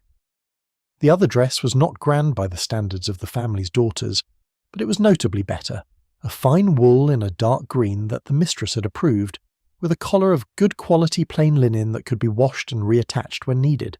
She maintained both dresses herself. She washed them, pressed them, mended them when they needed mending, the work dress more frequently, the other dress with more care. On Sundays the household attended church. This was the one occasion in the week when the question of her status was most clearly and most publicly ambiguous. She sat with the family, not in the family pew exactly. That was reserved for the family's own members, the master and mistress and their children, who occupied it with the settled confidence of people who have always sat in the same place and expect always to sit there, but in the row behind or occasionally to the side in a position that was near enough to suggest family association and far enough to acknowledge a distinction. She had learned not to think about this too carefully. She sat where she was placed, listened to the sermon, said the responses at the correct moments, and walked back to the house with the household in the particular Sunday quiet that was different from any other quiet of the week. There were moments of genuine warmth. This is also true and should be acknowledged because a history that contains only exploitation is as false as one that contains only charity. There were evenings when the mistress of the house, tired from the week, would sit by the fire after dinner and call Eleanor to bring her embroidery, and they would sit together in the firelight, not quite as mother and daughter, but not quite as mistress and dependent either, in some third category that was neither and was warmer than both. There were winter afternoons when the children of the house, those other children, the ones who occupied the family rooms and had their father's name by right and not by arrangement, included her in their games without being asked to, simply because she was there and it was cold and games are better with more people. She was careful with these moments. She did not hold them too tightly, or lean on them too heavily, or make the mistake of believing that their warmth was structural rather than occasional. She had learned, through the patient accumulation of small disappointing lessons, that warmth in this household operated on a different system than it did in ordinary families, that it was extended freely when it cost nothing, and withdrawn without ceremony when circumstances changed, or a visitor arrived who would find its presence awkward, or when the mistress simply needed something other than warmth from the room. This was not cruelty. It was the logic of the arrangement. She understood that logic without approving of it. The children of the house, the family's own, grew up alongside her in the particular way that people who inhabit the same space for years grow up alongside each other, which is to say not closely but not entirely at a distance either. They shared the house, and the seasons of the house, and the smell of it and the sounds of it, and the particular texture of mornings in the kitchen and evenings in the parlour. They did not share a family, but they shared a history of this place, which is a different thing and sometimes a closer one. The eldest, a boy, treated her with the studied indifference that boys of that class and era learned to extend to anyone who was not quite their social equal.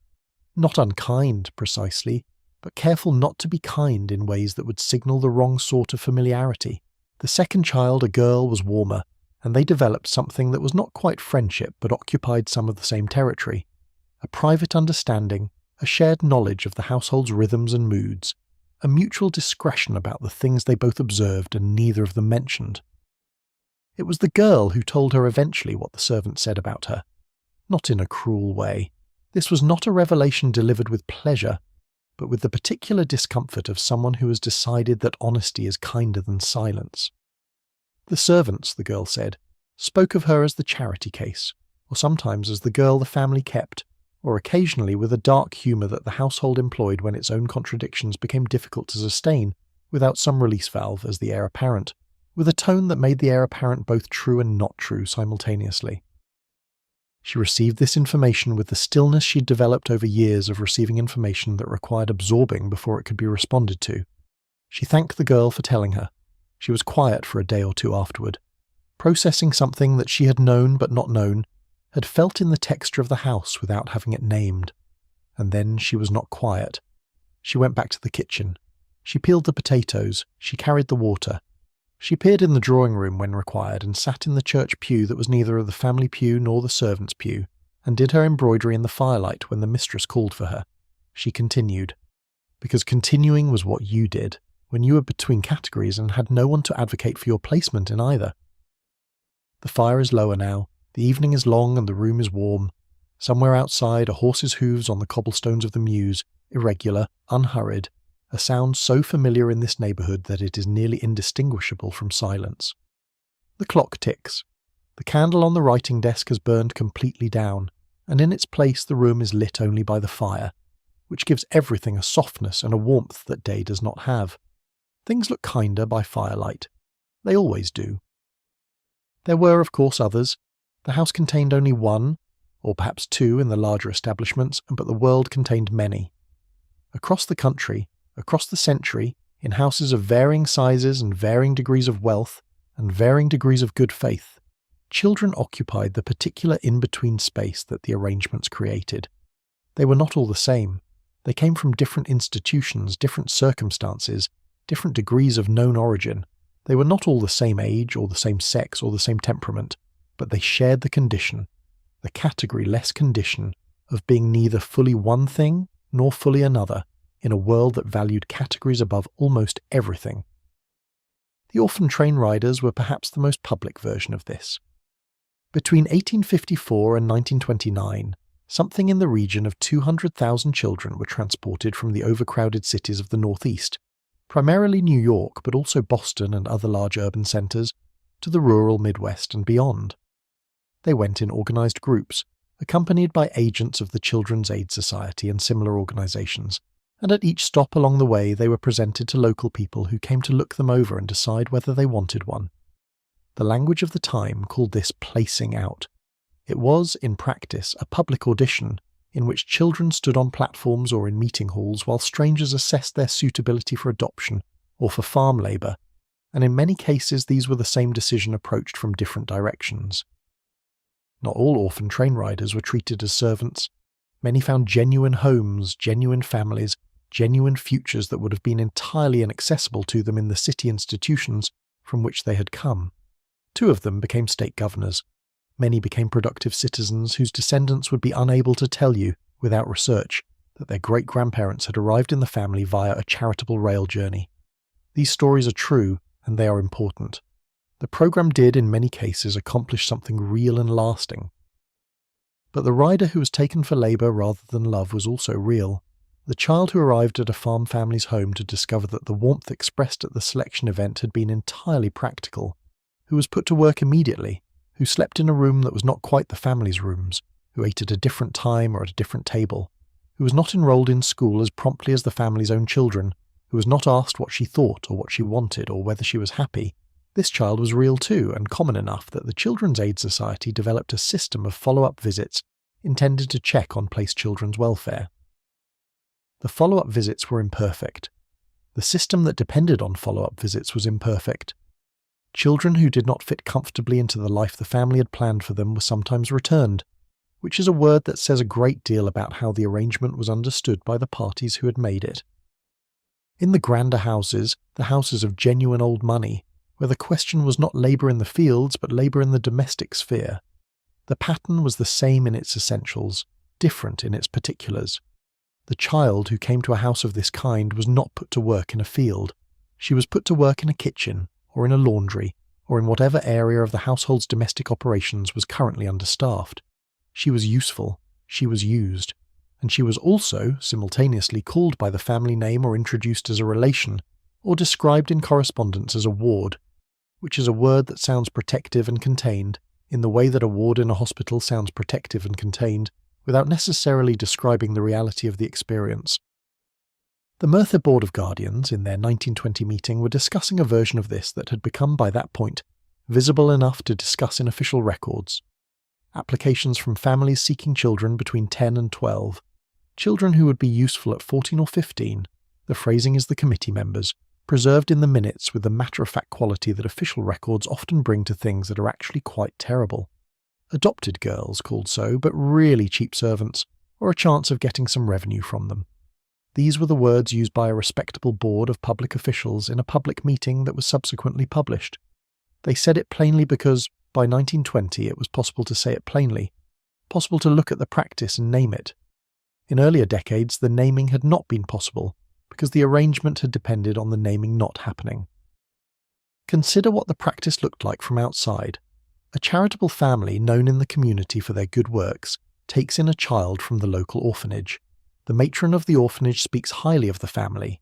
The rector approves the arrangement. The family's neighbours commend them for their Christian generosity. The child is given a name and a room and food and clothing, and a degree of security that the orphanage could not have provided. All of this is true, and simultaneously the child is working before and after school hours, if she goes to school at all, in the domestic service of the household, without wages, without a contract, without any of the protections that even the most basic servant employment relationship would have provided. Both of these things are true simultaneously.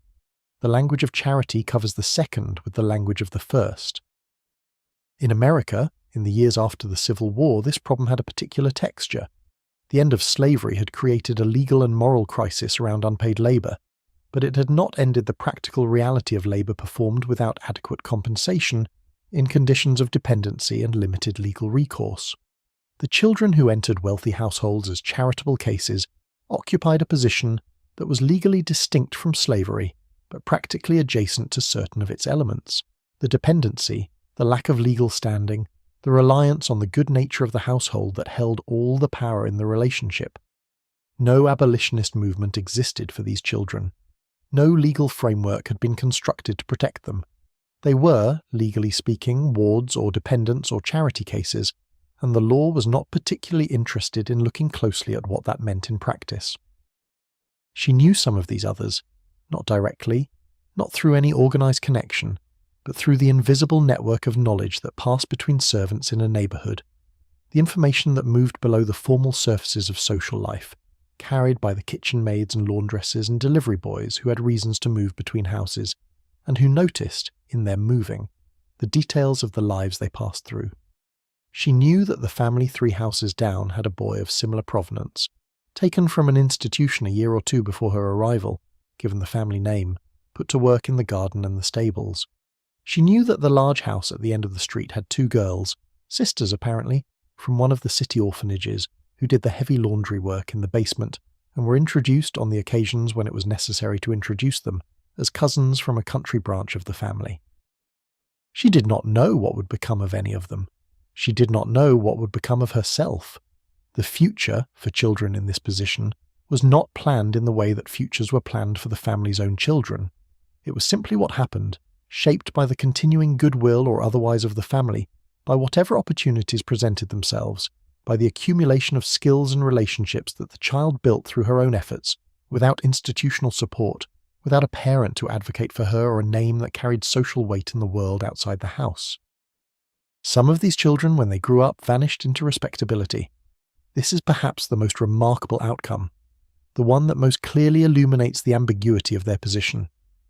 If the family was genuinely invested in the arrangement, if the child was capable, and the circumstances were favourable, it was possible for someone who had entered a house as an institutional charity case to leave it, 20 years later, as something that looked very much like what the family had always called her: an heir, a member of the family, a person with legitimate claims on the family's social world.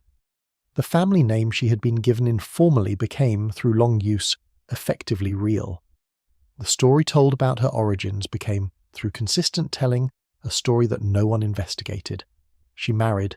She had children who had the name legitimately, by birth, because their mother had the name by long habit and quiet social agreement. These stories happen. They are the good endings of a practice that did not always produce good endings.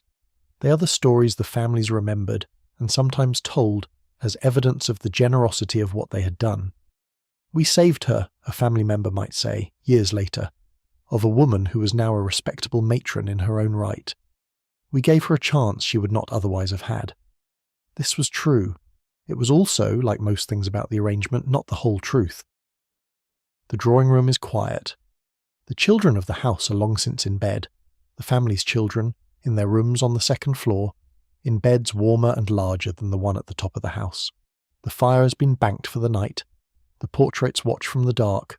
Outside, the garden has given itself over to the full darkness of a November night, and the only light visible through the window is the lamp at the gate that the butler lit at dusk and will not go out until dawn.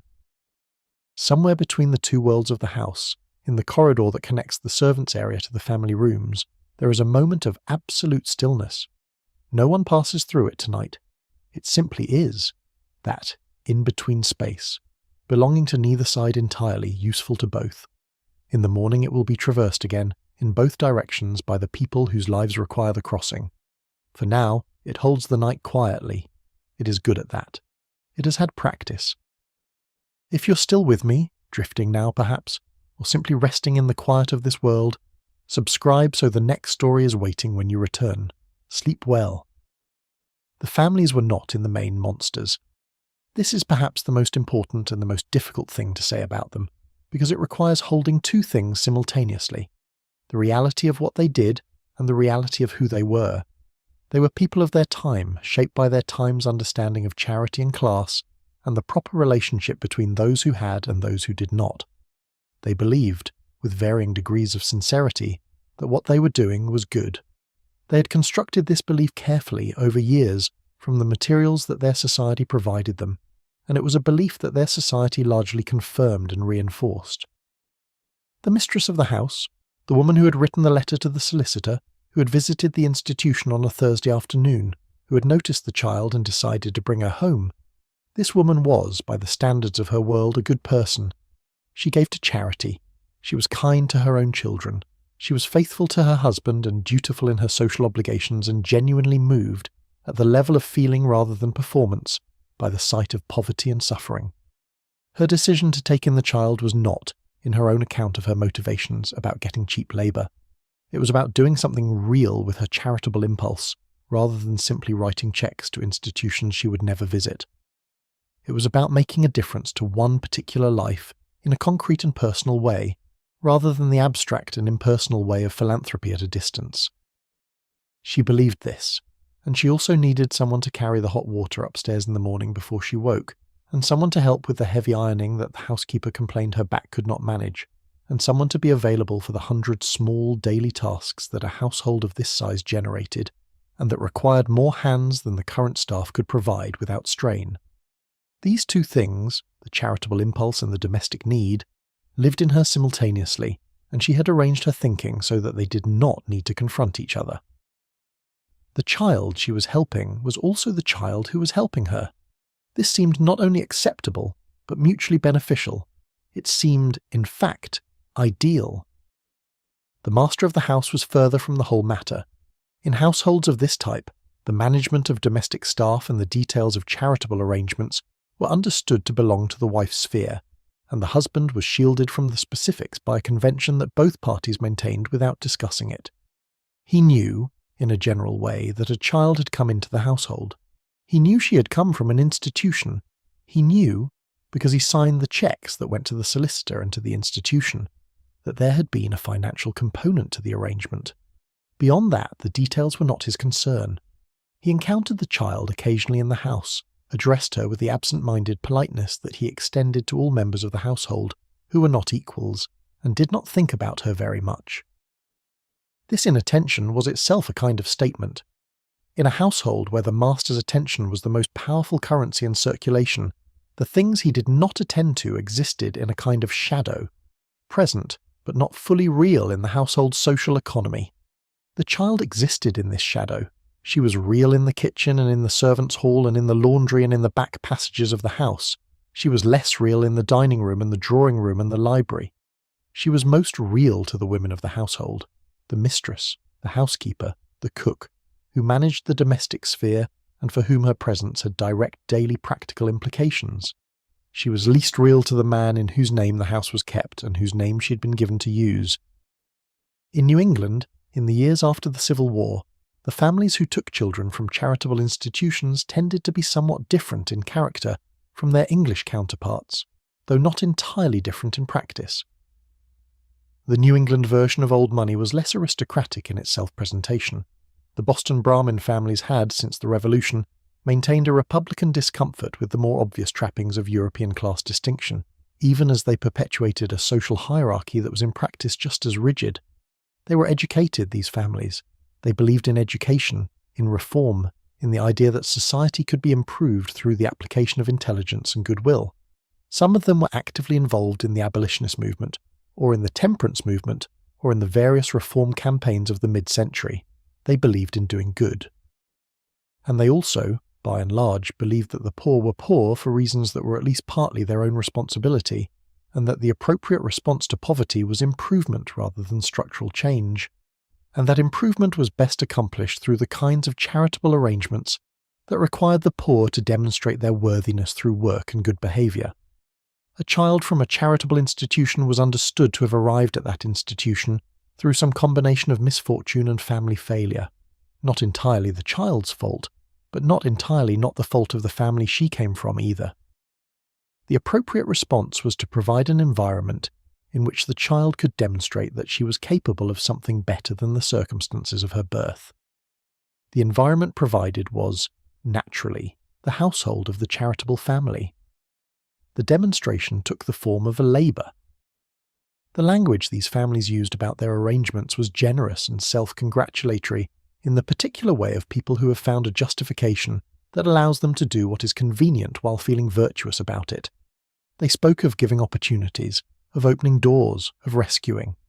The word rescue appeared very often, with its implication of dramatic intervention and lasting gratitude. The rescued child was always understood to be grateful, to understand the magnitude of what had been done for her, to carry that understanding through her daily work as a kind of moral orientation that made the work itself less important than the spirit in which it was performed. Gratitude was important to these families. It was not just nice to have, it was structurally necessary. A child who was grateful for the arrangement confirmed the arrangement's goodness. A child who was not grateful raised questions that the arrangement was not designed to answer. Ingratitude, expressed or implied, real or imagined, was the thing that most reliably transformed the family's view of the child from an object of charity into a problem, a difficult child, an ungrateful child, a child who did not appreciate what she had been given, which was a great deal, and whose failure to appreciate it reflected poorly on her character rather than on the arrangement itself. She was not ungrateful. She had learned, early and thoroughly, that gratitude was the coin of her survival in this household, and she paid it with the same careful regularity that she brought to everything else she did well. She said thank you when thank you was required. She expressed appreciation for small kindnesses with a sincerity that was not entirely performed, because some of the kindnesses were genuine, and she was capable of recognizing that without needing it to change everything. She did not, however, allow gratitude to become the organizing principle of her interior life, because she understood that an interior organised around gratitude for its own situation is an interior that has surrendered the capacity for critical thought, and she had not surrendered that. The families knew at some level that the arrangement was not quite what they called it. They did not examine this knowledge too closely. The particular gift of the wealthy, in every era, is the capacity to not examine things too closely, to maintain the surface of a situation without looking very hard at the structure beneath it, because the surface is comfortable and the structure is not. The surface said charity, generosity, Christian good works, a child given a future she would not otherwise have had. The structure said labour, dependency, a relationship of power so complete that the child's only recourse if she found it intolerable was to leave. And to leave was to lose everything, the name, the room, the food, the only security she had ever known. She did not leave. Most of them did not leave for exactly this reason. The house, for all its complications, was the only world she had. Leaving it would have meant returning to the institutional world from which she had come, or entering the market for domestic service as a wage earner, which was available and was, in its way, a more honest arrangement, but was also harder and colder and offered none of the ambiguous warmth and none of the vague future possibility that the current arrangement provided. She stayed. She carried the water and peeled the potatoes and sat at the edge of the drawing room when required, and slept in the attic room and listened to the sounds of the house settling in the dark. She was, in the language of the household, an heir. She was, in the language of the practice, something else. The fire in the drawing room is almost out. The last of the coal has gone to grey ash, and the warmth that remains is the warmth stored in the walls and the carpet and the heavy curtains, slowly surrendering to the cold that comes in from outside. The portraits are entirely in shadow now. The clock ticks on. The house is very quiet, the particular quiet of a house in which everyone has finally, after a long day, given themselves over to sleep. It is a house that knows how to hold its silences. It has had a long time to learn. The servants of these households occupied a particularly complex position in relation to the arrangement. They were, in many ways, the people who knew most clearly what was happening, who saw the child in both her registers, who understood what she was asked to do, and when she was asked to appear in the drawing room as something other than what she did in the kitchen, who processed the dissonance between the two roles without being in any position to address it. The butler knew, the housekeeper knew, the cook certainly knew. These were people of considerable intelligence and social acuity, employed precisely because they could navigate complicated domestic situations with discretion, and the arrangement was a complicated domestic situation that required discretion. What the servants thought about it was largely unrecorded, and therefore largely inaccessible. They did not leave memoirs in most cases. The occasional letter from a servant to a family member, the occasional reference in a household account book, the occasional testimony in a legal proceeding. These exist, and they provide fragments. But the sustained interior experience of a butler watching a child be called an heir and used as a servant over a period of years is not available to us in any complete form. What we have are the institutional expressions of discretion, the fact that the arrangement was maintained, the fact that no servant appears to have gone to the press or to the magistrate or to the charitable institution from which the child had come with a complaint about what they were observing. This silence is its own kind of evidence. It tells us that the servants understood the limits of their position and the consequences of exceeding those limits. The servants also had their own relationship with the child, which was neither the family's relationship nor the institutional relationship from which the child had come. The cook who had shown her how to peel a potato had, in that act, established something, a relationship of knowledge and instruction that is warmer in its way than many relationships more formally defined. The housekeeper who had assessed her on arrival and assigned her tasks had, over months and years, developed a working relationship with her that was constituted by mutual competence and mutual reliance, if not by affection. The other servants, the housemaids and the footmen and the kitchen staff, had simply been around her, day after day, in the close proximity that domestic service creates, a proximity that breeds familiarity even in the absence of friendship. She was neither of them nor separate from them, not a servant in the sense of being employed, contracted, paid, not a family member in the sense of being protected, provided for, genuinely included, something in the middle, which the servants had to navigate just as she did. With whom should they speak to her as they spoke to each other? With whom as they spoke to the family? The answer was, sometimes one and sometimes the other, depending on who was present and what the situation required. This inconsistency was not unkind exactly. It was simply the honest expression of her position, which was itself inconsistent, which required different responses at different moments, because it was genuinely different things at different moments. The housekeeper in particular was a figure of considerable importance in Eleanor's daily life. Housekeepers in households of this type held a position of genuine authority. They managed the domestic staff, kept the household accounts, supervised the maintenance of the family rooms, and served as the practical intelligence behind the household's smooth functioning. A good housekeeper was invaluable and knew it, and the better ones held their positions with a dignity and a professional certainty that resembled, in its own way, the dignity of the family itself. The housekeeper's keys, worn at the waist, were the symbol of this authority.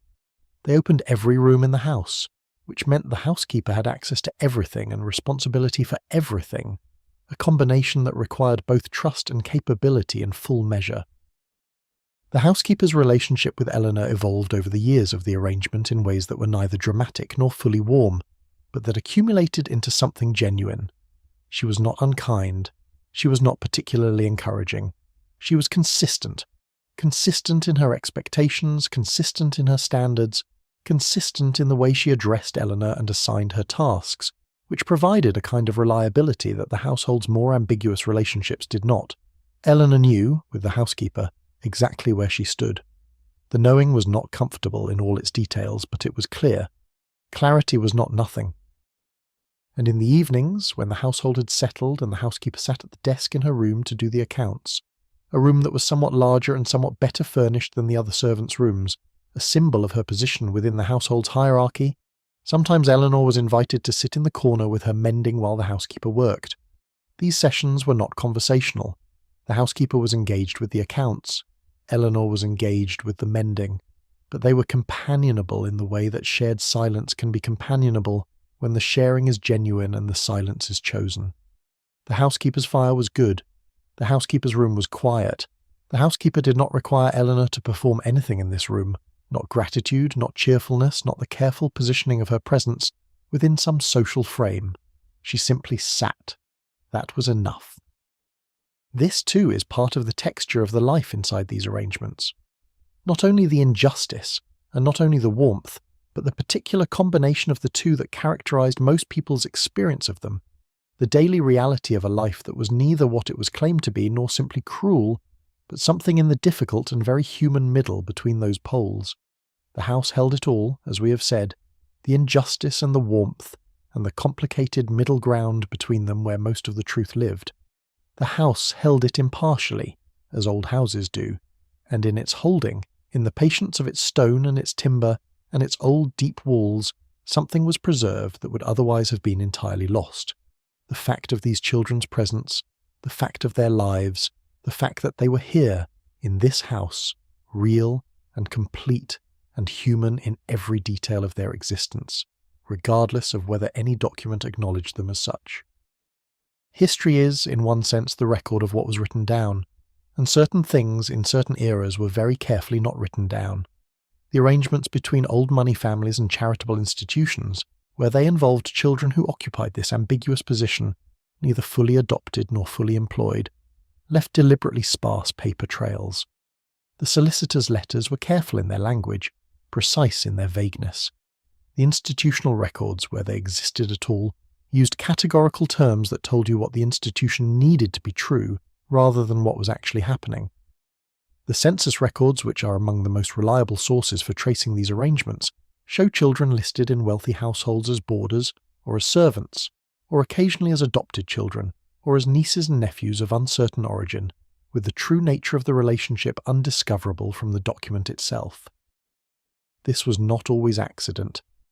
The law had not yet developed the tools or the will to track what happened to children who moved between institutions and private households, and families took advantage of this gap.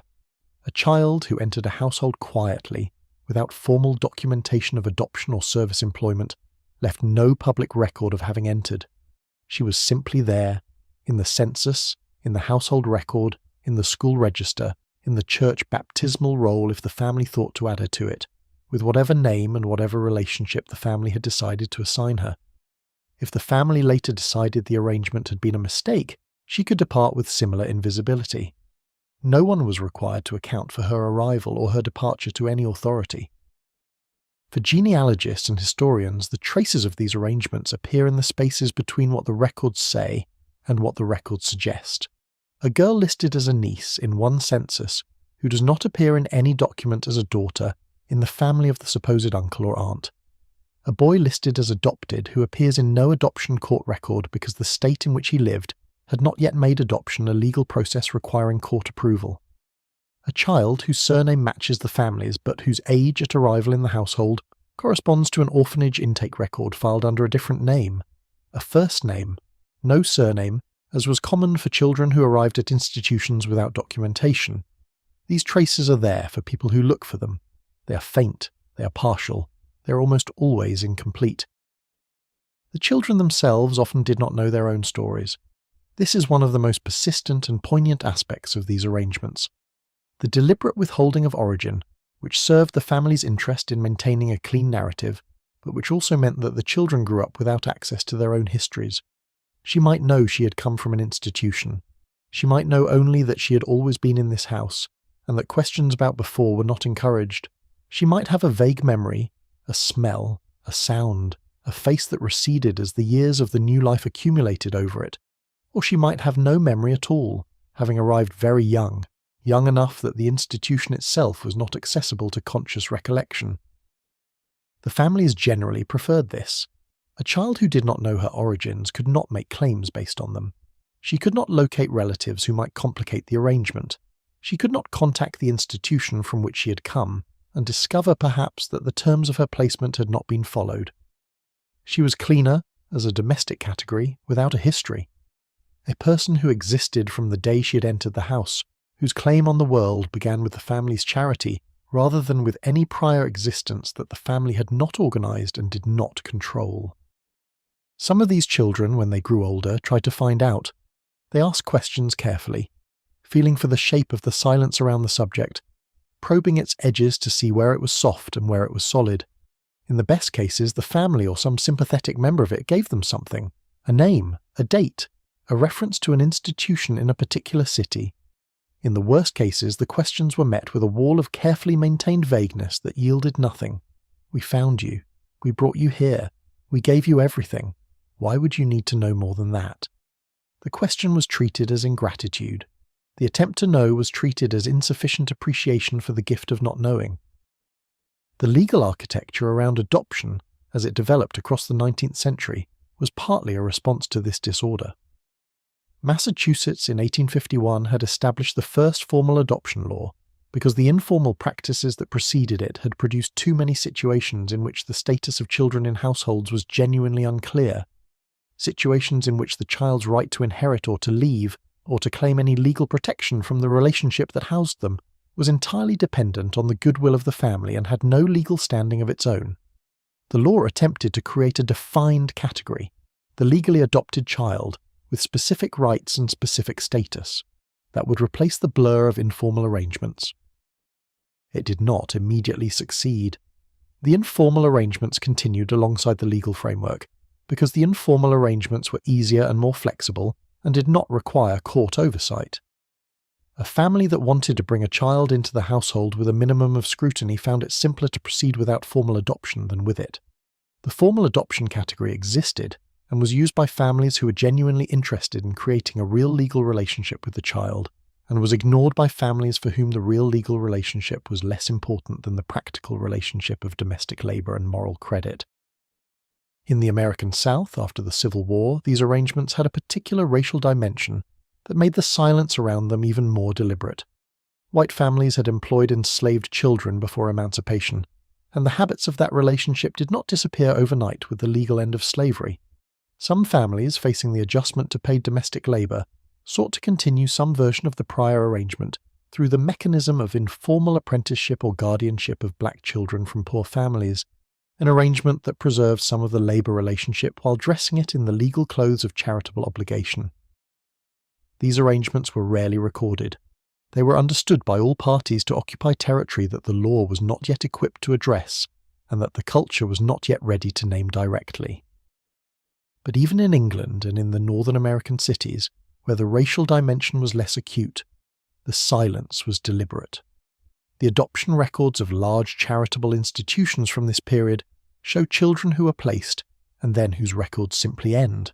No follow-up, no subsequent notation, no evidence of how the placement had resolved. The child entered the record and then stepped out of it, into the private world of the household that received her, and the public record did not follow. She was in someone's home, presumably. She was doing something, presumably. Whether she was well or ill, treated kindly or harshly, given the future she had been promised or used and eventually discarded, none of this was in the record. The record's silence is its own kind of testimony. It says, this is where our attention ends. It says, beyond this point what happens is between the family and the child, and the family's account of it is the only account that will reach us. It says, these children have entered private space, and private space is beyond the reach of public record, and beyond the reach of public record is where the truth of many things in this era lived and was never required to answer for itself. She did not have access to any of this, of course.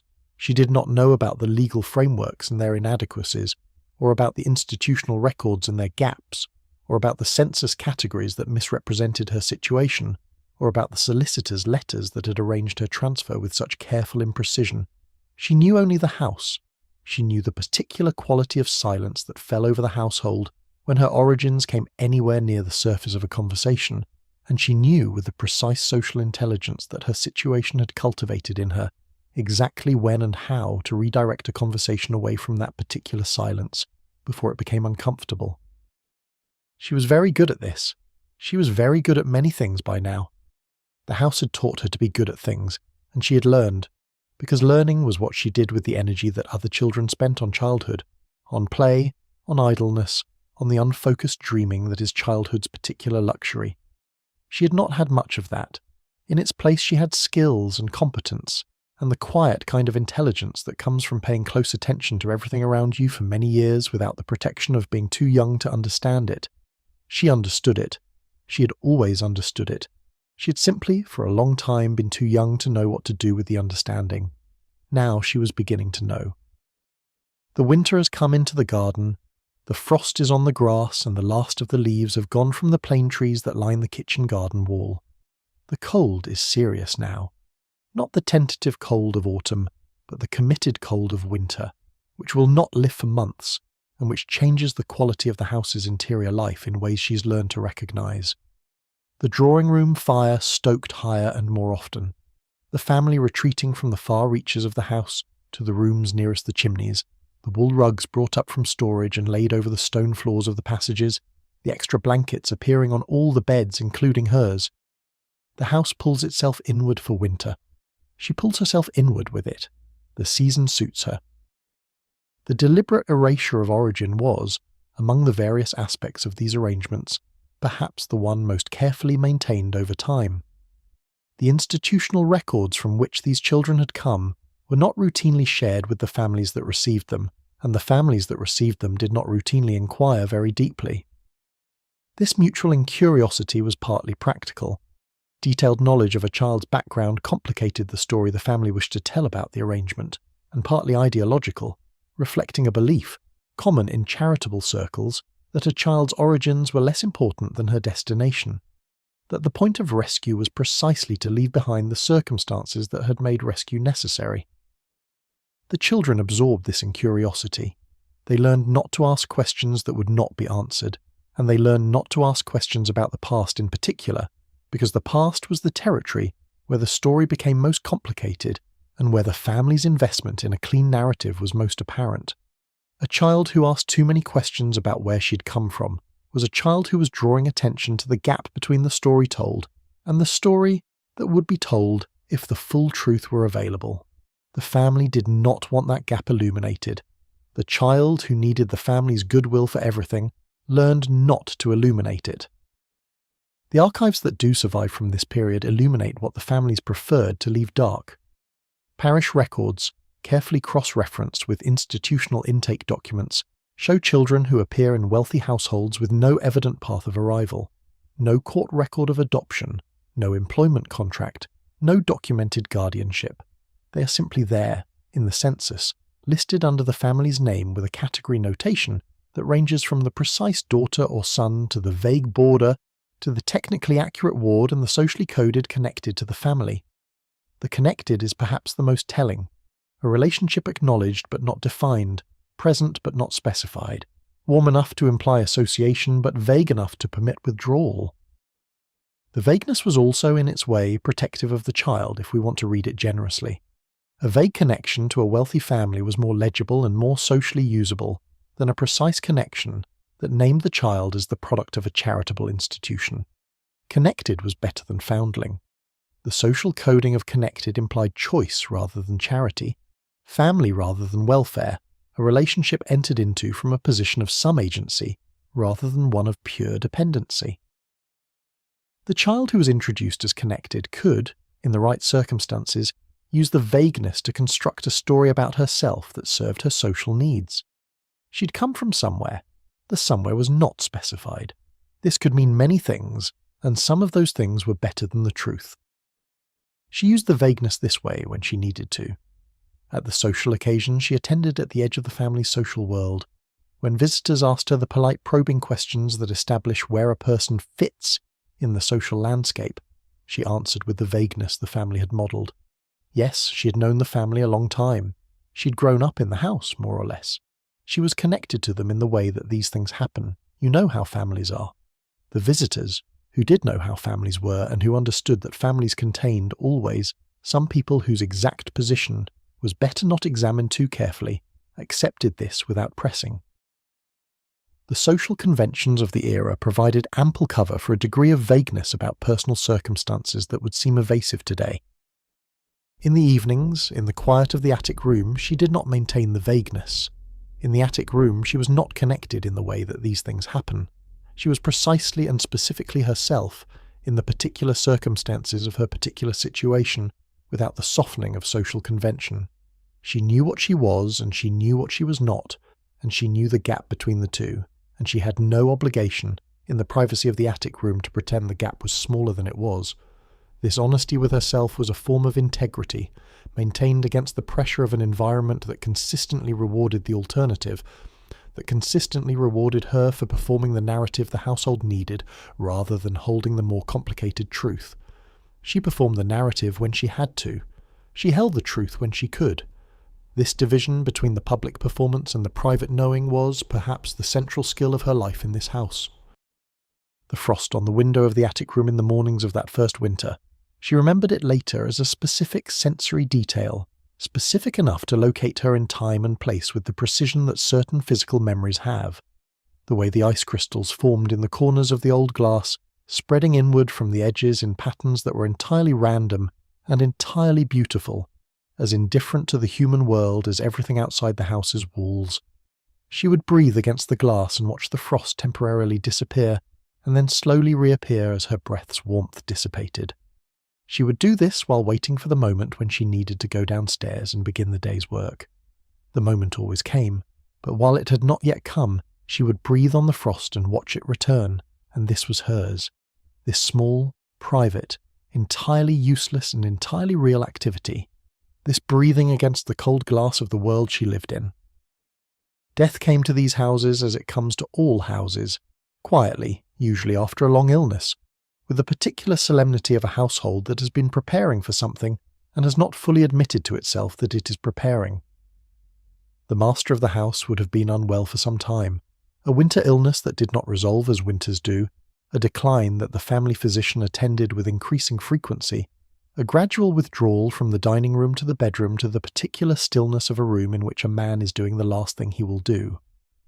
The household would have felt it coming, not through any announcement but through the quality of the house's attention, the way every sound in it became slightly more careful, every movement slightly more considered, as though the house itself was listening. And then the morning would come, a morning like other mornings in its surfaces, the fire laid, the breakfast prepared, the hot water carried, but different in a quality that was immediately apparent to everyone in the house, the quality of arrival, The solicitor would be sent for, the family would gather, the household would draw back respectfully at the proper distance and wait. For a child who had lived in this house for years on the promise of something that had never been precisely articulated, who had been called an heir and treated as one in certain contexts and as something other in others, who had built her life on the foundation of a vague future that the household had always offered without committing to, the day of the will was the day on which the vagueness resolved into something definite. It resolved one way or another, sometimes in her favour to a degree that surprised her, sometimes not. The will was a document of clarity in a life that had been organised around the avoidance of clarity. It said, in the particular language of legal instruments, exactly what the deceased had decided to do and had not decided to do. A bequest was either there or it was not. An acknowledgement of the child as an heir was either present or absent. The language either included her or omitted her, and the omission or inclusion was final in a way that none of the preceding years of ambiguity had been. What the wills actually said varied enormously, because the arrangements had varied enormously, and the families who made them were as various as families always are. Some of these men and women, at the end of their lives, demonstrated a genuine regard for the children they had taken in, a regard that surprised people who had not expected it, including sometimes the children themselves. A trust fund, modest, but real. A life interest in one of the smaller properties, enough to live on without luxury but without genuine hardship either. An acknowledgement in the will's language that was more than charitable convention, that named her as someone the deceased had loved, in whatever imperfect and conditional way loving is done in these complicated situations. Other wills said nothing at all, or they said something so small, a lump sum, a piece of furniture, a reference to previous arrangements that were not further specified, that it amounted to nothing in practical terms, while appearing in the document as a token of consideration that the surviving family members could point to as evidence that the matter had been addressed. £20, a silver tea service, a brief, formal acknowledgement, buried in the middle of a much longer document, that the deceased had held the said young woman in regard during his lifetime, and then the rest of the estate intact to the legitimate heirs, the biological family, the people who carried the name by right. For these children, now no longer children, grown into women who had spent years in the household and had built their understanding of the future on its implied promises, the smaller settlements were a reckoning of a particular kind. Not violent, not dramatic, simply clear, in the way that legal documents are clear, about what had been real and what had been a story that the household needed to tell itself. The air of the drawing room presentations, the Eleanor Dear of the firelit evenings, the young person connected to us, all of that had existed in the subjunctive, the conditional, the future that had been kept carefully vague so that it could be shaped to whatever the family ultimately decided it needed to be. The will made it indicative. It said, "This is what you are. This is what you were given. This is what you were not." Some of these women contested the wills. It was possible in some jurisdictions to contest a will on grounds of undue influence, or of an informal promise that had been relied upon to one's detriment. These contests were rarely successful, because the informal promise had rarely been made in writing, because the relationship of dependency and gratitude that characterized these arrangements made undue influence a complicated thing to establish, and because the legal system of the era was not constituted to take very seriously the claims of women who had entered a wealthy household without formal legal status, and were now asserting that they had been implicitly promised things that the deceased had not committed to in any instrument the court could examine. The legal contest left a paper trail, which is one reason we know something about them. The court records are fragmentary, the cases were often settled, quietly, before reaching judgment, but they contain, in their briefs and in the testimony of witnesses, glimpses of the arrangements that are otherwise difficult to document. A solicitor's evidence that he had advised the deceased on the question of leaving something to the young woman in his household, and that the deceased had been interested but had been discouraged by the prospect of litigation. A housekeeper's testimony about the child's role in the household, carefully worded, hedged with the institutional loyalty that servants were expected to demonstrate even in adversarial proceedings, but allowing, between the careful words, the outline of what the daily reality had looked like. A neighbour's recollection of having heard the deceased refer to the child as his heir at a social occasion years earlier. Hearsay, therefore largely inadmissible, but preserved in the record as evidence of what had been said and what had been implied, and what had been ultimately not legally binding. For those who received nothing, the day after the will was in some ways the hardest. Not the day of the reading. That was still a day of suspension, of information being processed, of the body's response to shock absorbing what the mind had not yet fully received. The hardest day was the one after, when the practical implications became concrete. She had to find somewhere to live. She had to find a way to support herself. The skills she had, domestic skills, practical competence, the capacity to manage a household with quiet efficiency, were skills that existed in a labour market, and the labour market would pay for them, but not generously, and not with any of the ambiguous warmth and vague promise of the arrangement she was leaving. She left the house with whatever the family gave her, which might be little or nothing beyond what she could legitimately claim as her own possessions, and she entered a world that had no category for what she had been. She was not, in the world's eyes, a former family member. She was not precisely a former servant, because she had not been employed in the formal sense. She was a woman who had lived in a house for many years in a relationship that the law had never defined and that the culture had never quite named, and she was now simply out of it, with whatever she had accumulated in the years of the arrangement and whatever she could do with it. Some of them did well. The skills were real, even if the promised inheritance was not. A woman who could manage a household, who understood the domestic economies of a large house at an intimate and practical level, who had spent years developing the social intelligence necessary to navigate a complicated position with grace. That woman had something to offer in the world, even if the world did not immediately recognize its value. Some found positions as housekeepers in other establishments. Some started modest businesses. Some found husbands who valued competence and steadiness over the social credentials they did not have. The capacities the arrangement had produced in them were real, even if the arrangement itself had not fulfilled its promises. The house, after they left, went on. Houses do. New people came into it, the biological heirs or the family of the new owner, or the institution into which the estate eventually passed. The furniture remained, arranged as it had always been arranged, absorbing the new people the way it had absorbed everyone before them. The portraits watched from the walls with the same composed attention they had always brought to the lives conducted beneath them. The clock continued. The garden went through its seasons with or without anyone to attend it. The house, which had been so central to so many lives for so long, outlasted all of them with a kind of indifferent permanence. Houses are very good at that. But this house tonight is not empty. Tonight it breathes around you, warm and dark and quiet, holding in its walls and floors and ceilings everything it has ever held. The past is in here somewhere, not as tragedy, not as drama, just as the texture of the walls, the weight of the silence, the particular quality of the dark. Everything that happened here has been absorbed. The house holds it all, impartially, without judgment. It is a very old house. It has seen a great deal. It keeps its own counsel, as all old houses do.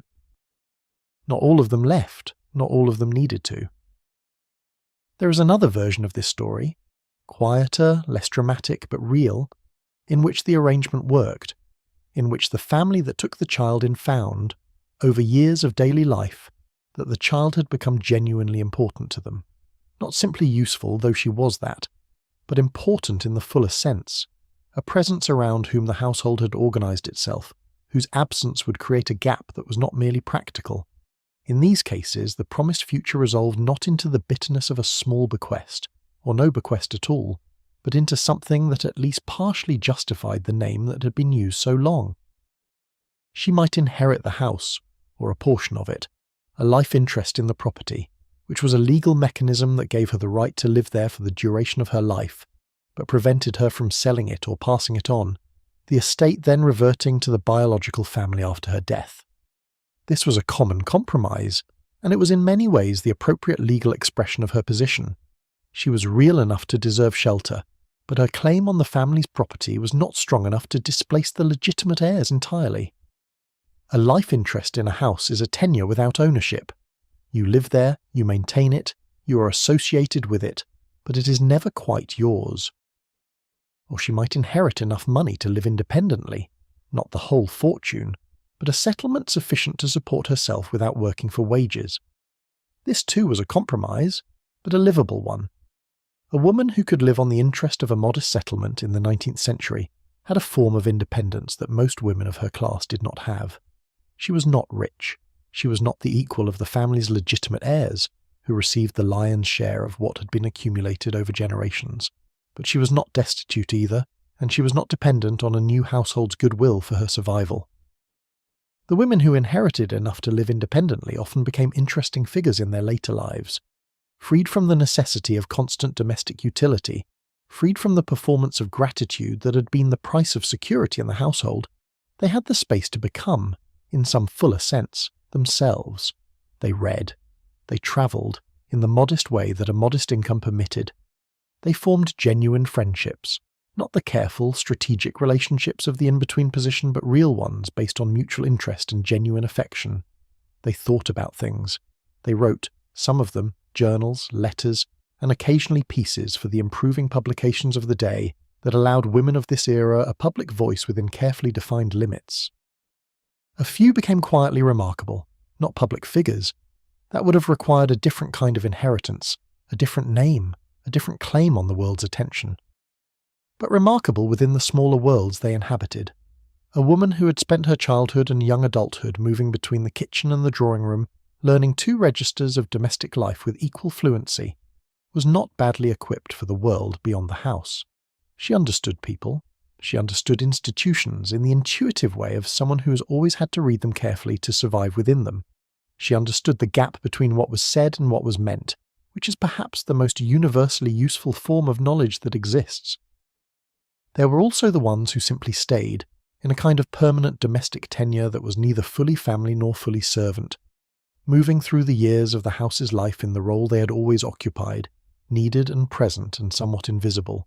The aunt who was not quite an aunt, the cousin who was not quite a cousin, the elderly relative who appeared in family photographs in the back row without being precisely identified.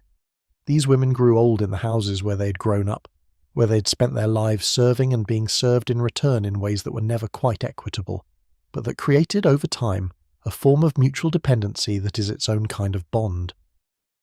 The families that genuinely kept their promises, that called a child an heir and eventually treated her as one, were rewarded, in the way that families who behave with genuine integrity are rewarded, which is not with public recognition or legal protection, but simply with the texture of the relationship itself. A woman who genuinely belonged to the household, who was genuinely regarded as family, who genuinely had a place in the social world of the family's connections, that woman was also genuinely grateful, genuinely loyal, genuinely invested in the family's well-being, in ways that far exceeded anything that could have been produced by obligation and utility alone.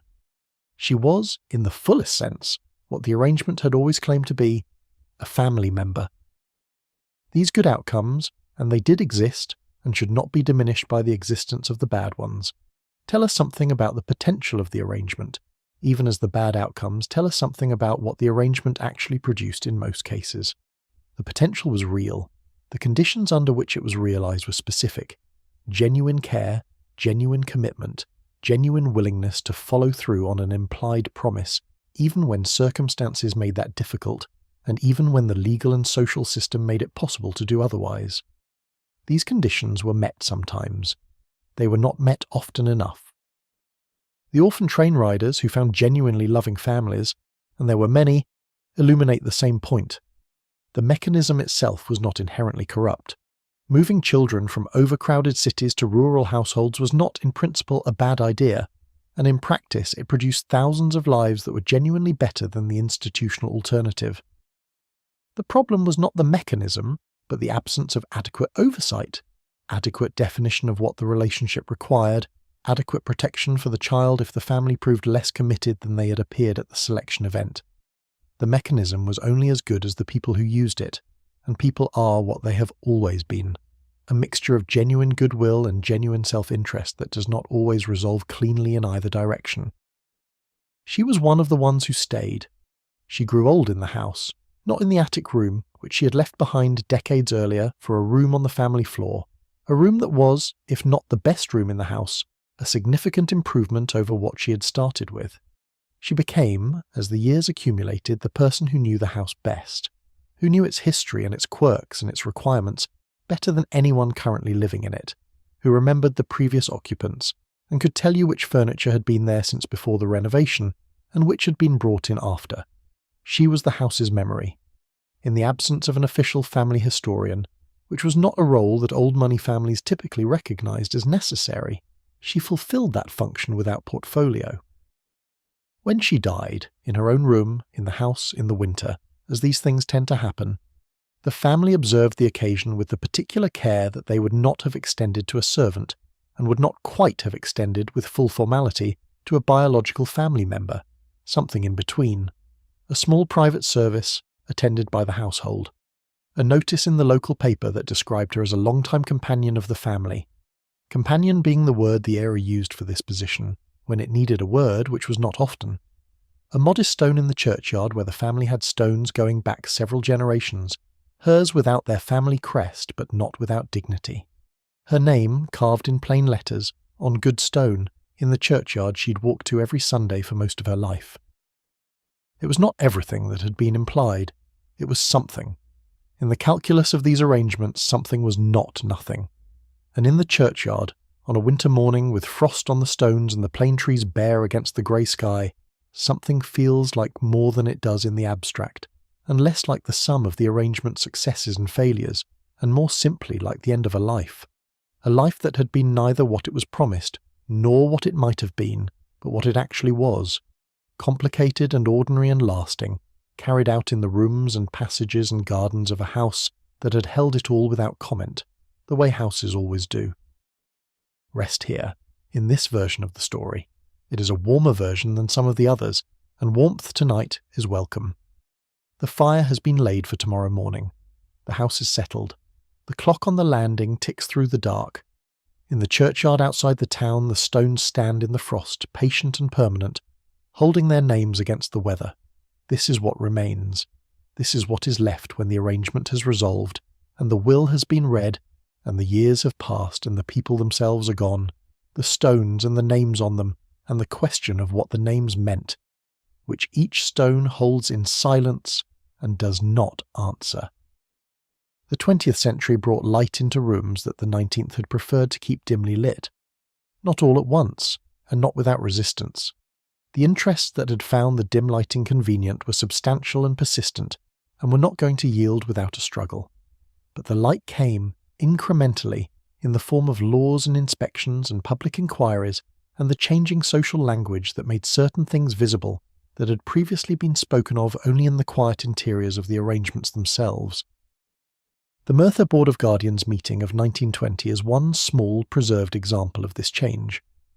The fact that a public board said plainly, in a recorded meeting, that families were taking children from institutions for cheap domestic labour under the cover of charitable adoption, that fact says something important about what had happened in the intervening decades. The thing could now be said. The practice had become visible enough, and the social framework around it had shifted enough, that plain speech was possible in an official forum. This was not nothing. It was, in fact, the beginning of the end of the practice in its most blatant form. Child labour laws had been tightening across the late 19th and early 20th centuries, first in England and then in America, where a more complicated federal system meant a patchwork of state regulations that took longer to cohere into anything consistent. These laws addressed the most obvious forms of child labour, the factories, the mines, the sweatshops, more readily than they addressed the domestic sphere, which was harder to inspect and which occupied the same private space that made the arrangements themselves so difficult to document. A factory could be entered by an inspector. A wealthy family's household could not be entered with the same ease or frequency, and the inspector who tried would encounter the full weight of the social difference between the family and the inspector, and would find it difficult to proceed. But the domestic sphere was not immune. Gradually the requirements for formal adoption were strengthened and clarified. Gradually the expectation that children placed by charitable institutions into private households would be followed up, would be visited, would be required to be in school and not in the laundry room during school hours. This expectation became more consistently enforced, not perfectly enforced, not immediately. But the enforcement existed, and its existence changed the calculus for families considering these arrangements. It became slightly harder to maintain a child in the ambiguous in-between position. The law was developing opinions about what that position should contain, and those opinions did not always align with what the family had found convenient. The orphan train movement itself ended in 1929. The formal closure came from a combination of factors: the rise of the foster care system, which was more regulated and more transparent, the passage of child labour laws that made the labour component of many placements illegal, the growing professional consensus in social work that moving children hundreds of miles from their origins, separating them from siblings, and placing them with families who had been selected at an essentially informal event was not an ideal approach to child welfare. These criticisms had been available for decades. They became actionable in the early 20th century because the social and legal framework had shifted enough to give them force. The privately arranged adoptions by old money families did not end so neatly or so publicly. They tapered, as practices do when they become gradually less convenient rather than suddenly illegal. The formal adoption process, now requiring court involvement in most jurisdictions, made the vague, undocumented arrangement harder to maintain. The strengthening of domestic service as a regularized, contracted employment relationship, with wages and days off and some legal definition of the terms of service, made the alternative of an uncontracted, unpaid live-in child helper more conspicuous by comparison. The social language around class and charity and the proper treatment of children was changing, and the families that had made these arrangements found themselves on the wrong side of a shifting consensus. Some of the families had, by the 20th century, genuinely changed. The people who inherited the houses were not the same as the people who had built the arrangements, and they inherited the arrangements along with the houses and found themselves responsible for women who had lived in those houses for decades, and whose status was unclear, and whose claims were ambiguous, and who required now some resolution.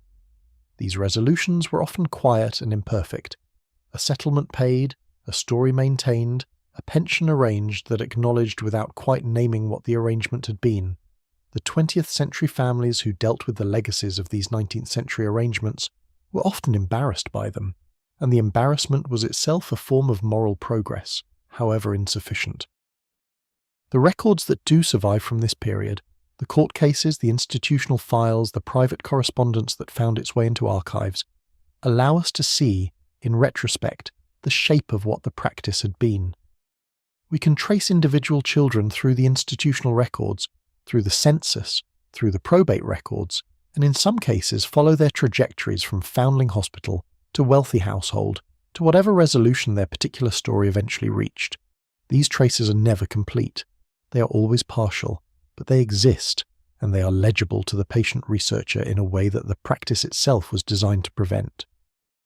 The genealogists who encounter these traces today, the descendants of orphan train riders, the grandchildren and great-grandchildren of women who lived in houses under names that were not quite their own, the people who discover in old census records a great-great-grandmother listed as a niece of uncertain origin in a house she seems to have stayed in for 30 years. These people are inheriting something. They are inheriting a gap in their family's story, a deliberate blank at a particular point where the information that should be there has been removed or was never allowed to accumulate. They fill it when they can, with whatever the archive provides. It is usually not enough. But the filling in matters. It matters to know that these arrangements existed, and what they looked like, and what they felt like from the inside, as much as the fragmentary record allows us to understand feeling from the inside. It matters to know that the words heir and ward and adopted and connected and charity case all floated in the same social and legal space. All described conditions that might be radically different in practical reality while appearing similar in document. It matters to know that a name given informally could shape a life fundamentally, and that the shaping was not always in the direction the name implied. She would be a very old woman now if she'd survived into the century we inhabit. The house would be long since gone from her life, sold perhaps, or divided, or given over to some institutional use that would have seemed unimaginable to the family that had built it. The name she had carried through those decades would have resolved by now into something definite, either genuinely hers through the legal processes that the 20th century eventually made available, or simply hers by virtue of long use and the practical reality that no one was going to dispute it anymore. She would not, in all probability, have told her children the full story, not because she was ashamed of it. She had not, in the years of living it, been ashamed, having other things to occupy her, but because the story was complicated in ways that are hard to convey to children who have grown up in a simpler world, a more legally defined world, a world in which the categories she had inhabited have been abolished by the very laws that were passed in response to the problems those categories created. How do you explain to a child born into the clarity of the 20th century what it meant to occupy a space for which the 19th century had no clear name? You tell them perhaps the simplified version, the one that makes the best sense in their world. You were an orphan, you say. You were taken in by a kind family. You grew up in their house. You kept their name. This is true. All of it is true. And also the story is, like all true stories, much more complicated than any version that can be told to someone who was not there. The rest you carry quietly, in the way that people carry the complicated parts of their lives. Not hidden exactly, but not fully shared either. Present in the texture of who you are and how you move through the world. Acknowledged to yourself and left, mostly at that. The fire has burned down to its last warmth. The night is very deep now. The house is absolutely quiet. The particular quiet that comes in the small hours when even the restless have found their way to sleep. Outside, the garden holds its winter dark, patient and cold, waiting for the spring that is still months away. The frost is on the grass again. The plane trees are bare. Somewhere, very far away, the first edge of the approaching morning is barely perceptible against the black sky. Not dawn, not yet, not even the promise of dawn, but its theoretical possibility, the knowledge that the dark is finite and the light will return. This is the quietest hour. The house breathes in it slowly. You breathe with the house. The clock ticks. The portraits rest in their frames, the faces invisible now in the dark, belonging to no one in particular. Let the names go, for now. Let the questions rest. There is time in the morning for all of it. Sleep. Houses hold things. This is not a metaphor, or not only a metaphor. It is literally true that houses absorb and retain the traces of the lives conducted within them, in the impressions left in floors and walls and the worn patches on stair treads, where people have stepped in exactly the same place for decades. Walk into a house that has been inhabited for a century and a half, and you're walking into a record, imperfect and partial and overlapping, of all the people who came before you in that space. Their preferences are in the arrangement of the furniture, their habits are in the worn places, their taste is in the wallpaper, and their indifference is in the patch of wallpaper in the corner of the back bedroom that has been peeling since before anyone alive can remember, and has never been repaired. The houses that held these arrangements hold them still, in the sense that any house holds the history of its occupation, not consciously, not with intent, but with the passive permanence of matter. The kitchen where she learned to peel potatoes is still a kitchen, probably, or has become something else in the house's long evolution. The attic room where she slept is still a room under the roof slope, probably, even if it has been converted or repurposed, or simply left unused for so long that it has become a place for old furniture and outdated things. The corridor that connected the servants' world to the family world is still there, probably, even if the distinction between the two worlds it once separated has long since dissolved. What is not there, what has not been kept by the house, and cannot be recovered from it, is the texture of the life that was lived in it, the feeling of moving between the registers, the exact quality of the warmth in its withdrawal, the particular silence that fell when a certain subject came near the surface. These are gone, absorbed into nothing, because they were never material, and therefore left no material trace. What we have instead are the records, which are partial, the legal proceedings, which are fragmentary, the private correspondence, which is accidental in its survival, and the physical houses themselves, which outlast their occupants with indifferent durability. The history of childhood in the 19th century is still being written.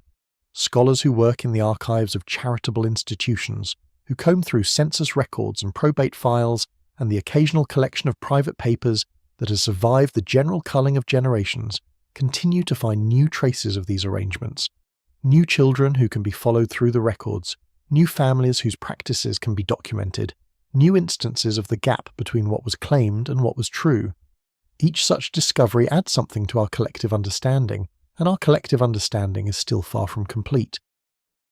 What we can say with confidence is that the practice was widespread, and that it operated across a wide range of outcomes, and that the children who experienced it were shaped by it in ways that persisted into the subsequent generations, through all the mechanisms by which a childhood shapes the adults it produces, through the skills developed, through the capacities cultivated, through the understanding of the world and its relations that the experience provided. These children grew up, they had children of their own. Those children inherited, in the way that children always inherit, the effects of the childhoods their parents had, the habits and assumptions and ways of moving through the world that are not transmitted in words but in everything that surrounds and constitutes early life. Some of those inheritances were good.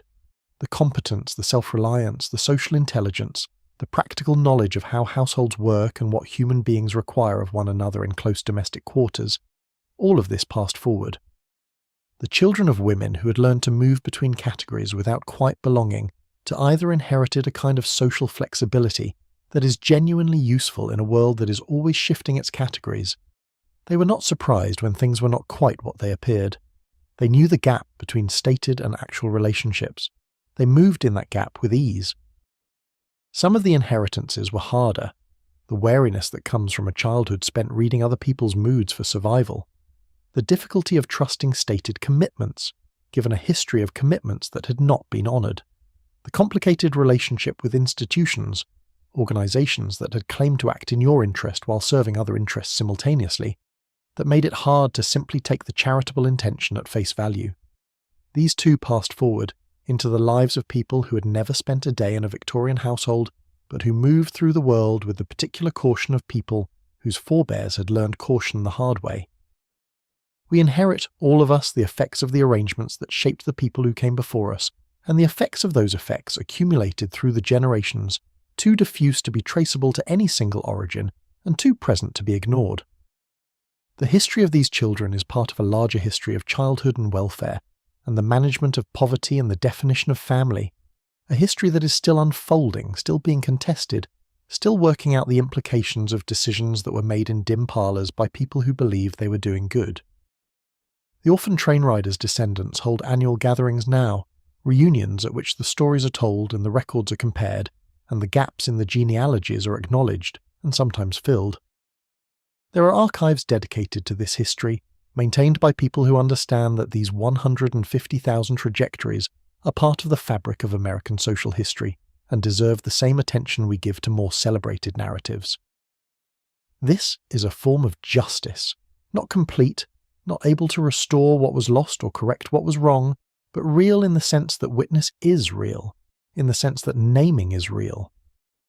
For the children of the old money households, the ones who came through different channels and left fewer public traces, because the families that housed them had every reason to minimize the traces, the work of witness is harder and less organized. There is no archive of these arrangements. There are no reunions. There are only the fragments that individual researchers turn up, and the private family histories that some descendants have pieced together from old photographs and census records and the occasional family letter that has survived the general drift toward forgetting. And there are the houses, which remember in the only way that houses remember, by continuing to stand, by continuing to hold in their walls and floors the accumulated weight of everything that happened in them, without judgment, without disclosure, simply holding. Tonight, in this house, in this dark, the fire reduced to its embers, the clock on its faithful work, the portraits resting in their frames, the holding feels appropriate. The questions have been asked and have been answered as fully as they can be answered. The practice has been named. The children have been, to the degree that the evidence permits, seen and acknowledged. What remains is the quiet, the deep, late-night quiet of a house that has told what it knows and is now simply present, breathing in the dark. You have been here a long time tonight. The story has moved through its rooms and its years and its complicated accounting of what was owed and what was given and what was never quite resolved. You have sat with it all, the kindness and the exploitation, the good intentions and their insufficient effects, the names given and the names withheld, the heirs who were and who were not and who occupied the space between. It is a lot to sit with. It asks something of the sitting. But now the story has reached its resting place, not its resolution. These stories do not resolve in the way that satisfying narratives resolve, with everyone accounted for and everything in its proper place. They simply stop, in the way that the evidence stops, or in the way that the night stops. not with a conclusion, but with a pause, a breathing space, a moment in which what has been said can settle, and what has been absorbed can begin the slow work of becoming part of how you understand the world. That work does not need to happen tonight. Tonight it only needs to begin. The house is very quiet now. The last of the warmth is in the walls. The clock is the only voice in the room. Outside, the garden is absolutely still. Not a breath of wind, not a sound from the street, just the cold and the dark and the patient stones in the churchyard a short distance away.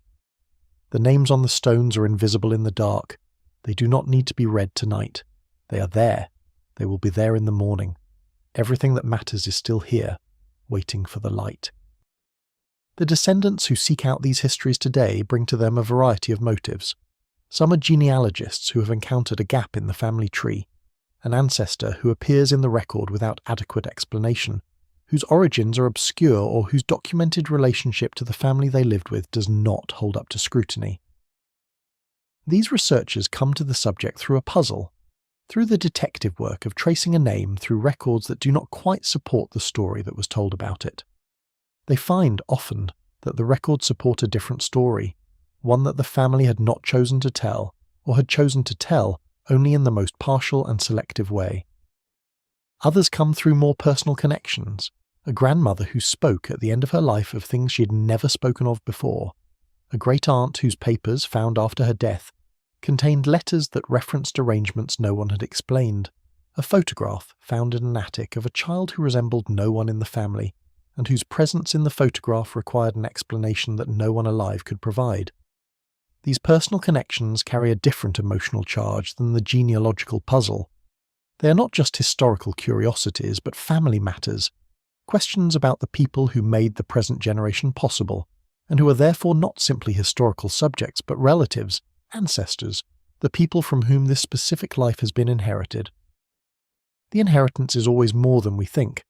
We inherit the genetic material, yes, and we inherit the money and property if there is any, and we inherit the family stories that are told across generations, the ones that define what the family believes it is and where it believes it came from. But we also inherit the silences, the things that were not spoken of, that were maintained across generations as areas of non-discussion, that were encoded into the family culture as topics approached and then turned away from. These silences are part of the inheritance too, and they shape us in ways that are harder to trace than the spoken stories, but no less real. A family that had maintained for 3 generations the story of a great-grandmother who had come from good family and had been taken in by these kind people and had grown up as one of them. That family has built its self-understanding on a particular version of events. When the actual version emerges, through research or accident or the deathbed disclosure of someone who knew, the family does not only acquire new information, it acquires a new past. The self-understanding that was built on the old version must be rebuilt on the new one, and this is more than an intellectual exercise.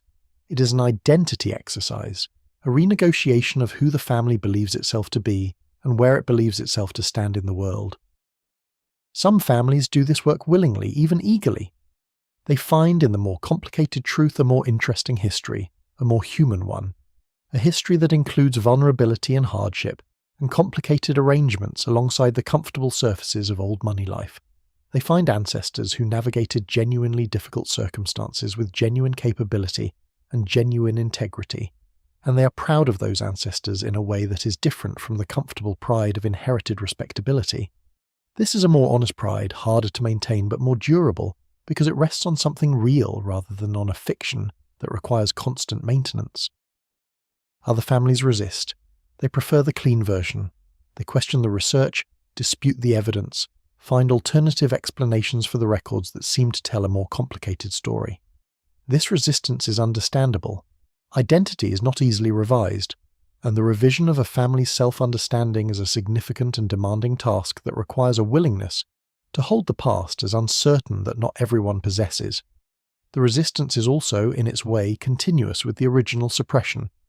The family that maintained the silence across generations trained its descendants to maintain it. The descendants who resist the revelation are, in this sense, simply continuing to do what the family has always done, keeping the complicated parts of the story where the comfortable parts require them to be kept. But the truth is available now in the archives to those who look for it. The institutional records, the census data, the probate files, the occasional private collection that has found its way into a public archive. All of this is available, and the availability changes something. What was once maintainable as a private family matter, as an arrangement that could be managed through the careful stewardship of family memory, is now accessible to anyone with the patience to read old records and the skills to interpret them. The arrangements that were designed to be invisible have become, through the patient work of archivists and researchers and genealogists, somewhat less invisible. Not fully visible. The silences are still deep in many cases, and the records still have their gaps, but less invisible than they were, and getting less so with each generation of researchers who apply themselves to the task. In the houses that held these arrangements, in the walls and floors and ceilings that absorbed the lives conducted within them, nothing has changed, and everything has changed. The house does not know what the archive knows. The house does not care about the findings of the researcher. The house holds what it has always held. The warmth of the fires that have been lit in it across generations, the weight of the furniture in its accustomed positions, the sound of the clock on its continuous work, the quality of the dark in its rooms on winter nights when the household is finally settled. The house holds all of it without judgment, without disclosure, simply by enduring. That is what houses do. They endure, and in their enduring they preserve, not the truth exactly, but the texture of lives lived, which is perhaps closer to the truth than any document. Education in the Victorian household was a highly stratified matter. The family's own children, the legitimate ones, the ones born into the house rather than brought into it, received educations calibrated to their position and their prospects. For the boys, Latin, mathematics, history, the sciences to a degree, and then for those whose families could manage it, one of the great schools, the corridors of which would give them the social networks they would need for the rest of their lives. For the girls, French, piano, watercolour, the management of correspondence, and enough arithmetic to supervise household accounts without being able to understand anything more complex. These were educations for the children's stations in life. They were precise instruments. The child who had come from the institution occupied a different educational position. She needed to be literate. Illiteracy was now generally considered inadequate even for domestic servants, and the institutions from which she had come had taught reading and basic writing as a matter of course, understanding that an illiterate servant was a liability rather than an asset. She could read, and she could write in the plain, functional hand that the institution had drilled into her, the letters uniform and legible and entirely without personality, the hand of someone who had been taught that writing was a tool rather than an expression. What she was not taught, or was taught only in fragmentary accidental ways that fell far short of systematic instruction, was anything that would have allowed her to inhabit a different station than the one the family had assigned her. The family's daughters had a governess who came 3 days a week. She was a thin, bespectacled woman of middle age who had once been something and was now reduced to this, and who managed her reduction with a dignity that the family found admirable and that was, in its way, genuinely admirable. She taught French grammar and Italian drawing terms and the history of European monarchies, and enough geography to converse intelligently about travel. She taught these things to the family's daughters. She did not teach them to Eleanor. Eleanor watched. This was her primary method of self-education, and she had developed it into something approaching an art. She had discovered, early in her time in the household, that the walls and doors of the house were not as opaque to sound as they were designed to appear. She knew which doors could be left very slightly ajar without anyone noticing, and which passages carried sound from the schoolroom above, and at what hours the governess was most likely to be reading aloud from the text she used for instruction. She did not mean to acquire an education this way. She had not planned it, had not sat down and decided that eavesdropping on the schoolroom was a reasonable substitute for being admitted to it. It had simply happened, because she was curious, and because the sounds from behind the schoolroom door were interesting, and because interesting things, when you have very few of them, deserve your full attention. She learned more this way than anyone in the household knew she'd learned. The French phrases she caught in fragments, over months, assembled themselves into something functional, not the polished French of the family's daughters, who would deploy it in Europe and in the company of visiting Parisians, but a working French, a reading French, enough to decipher the novel that she found on the lower shelves of the library one afternoon, and that she read over the course of 3 weeks in the stolen quarter hours of the late evening, by the light of the candle she kept in her room for this purpose. The library was important. The household's library was not small, several hundred volumes collected by various members of the family over several generations, with the accumulative randomness that characterizes libraries assembled by people who bought books because they liked the look of them as much as the content. There was history and natural science, and 3 shelves of improving religious literature, and a small collection of novels that the mistress of the house read in private and did not discuss at dinner. There was a set of encyclopedias, purchased in a moment of educational ambition, that had been consulted perhaps twice. There was a shelf of travel accounts, and a shelf of poetry, and a large section of agricultural and estate management texts that had been relevant when the family's grandfather had farmed the property directly, and was now somewhat anachronistic. Eleanor did not, at first, have formal access to the library. It was a family room. The circumstances under which she used it in those early years were always slightly informal. The mistress had sent her to retrieve a book she had mentioned at breakfast, or she had come to dust and had stayed slightly longer than dusting required, or she had simply been in the room when no one else was and had felt for a moment the weight of all those unread pages and had decided to open one. The first time she took a book from the shelf and sat down with it was a small act of private defiance that she experienced as something closer to hunger. Not political, not philosophical, simply the appetite of a mind that needed more than it was being given. She was careful. She didn't take books to her room without permission. That felt too much like theft, and she was not willing to risk the consequences. She read in the library when she could, in the liminal times of the household's day, early morning before the family was up, late evening after they had gone to bed, the occasional free hour on a Sunday afternoon when the house fell into its weekly pause. She chose books she could finish quickly, or books she could return to in the same spots without needing to mark her place. She was systematic in a way that suggested she understood that this reading was her real education, the one that no one was giving her, and that she was therefore giving herself. The mistress of the house noticed eventually. She noticed because she came into the library one morning earlier than expected, and found Eleanor at the writing desk near the window, a volume of history open before her, reading with the focused intensity of someone entirely absorbed. The mistress stopped in the doorway. Eleanor did not immediately notice her. When she did, when she became aware of the quality of the silence that had accumulated in the room and looked up, her expression was very controlled, very careful, the expression of someone assessing a situation whose outcome is uncertain.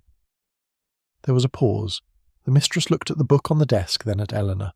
She said nothing for a moment. Then she said, "Is it interesting?" And Eleanor, who had been preparing for something quite different, said, "Yes, ma'am, very." And the mistress said, with a deliberateness that Eleanor would think about for many years afterward, "You may use the library, within reason."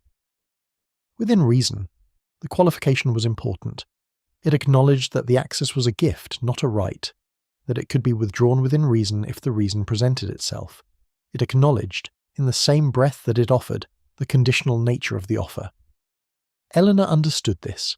She said thank you with a sincerity that was genuine and meant it, and went back to her book. The mistress went about her business in the library and left, and the morning continued. After that, the access was informal but real. She used the library. She read widely and without much system, which is how people read when they are reading for themselves rather than for an examination, following interest rather than curriculum, making connections between disparate things, building a picture of the world that was hers rather than anyone else's. She read history that contradicted itself depending on which account you read. She read natural science that was in the process of being revolutionized by ideas she encountered only in fragments, because the household's library was not updated very regularly, and the most recent volumes were several years old. She read the improving literature and found it less improving than advertised, and the agricultural texts, which were surprisingly interesting, and the travel accounts, which opened windows onto worlds she would never visit but which she could now imagine in some specific detail.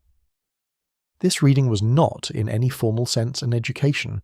It did not credential her. It did not give her the markers of class that the family's daughters would carry into adulthood, and that would open certain doors for them as reliably as a key. It gave her something different, a private interior that was fully her own, a country inside herself that no one had organized or curated or decided was appropriate for her, a set of ideas and questions that were not required by her situation, and that answered to no household's agenda. In the world of the house, which was organised almost entirely around other people's requirements, this interior was a kind of freedom, small, private, entirely hers. She could not talk about it much. The family's daughters were not interested in extended conversation about history or natural science, and the servants were not interested in extended conversation about books, and the mistress, while she had permitted the access, did not particularly invite discussion of what Eleanor was reading. So she was quiet about it. She kept it to herself, the way she kept many things to herself, the way she had learned was safest.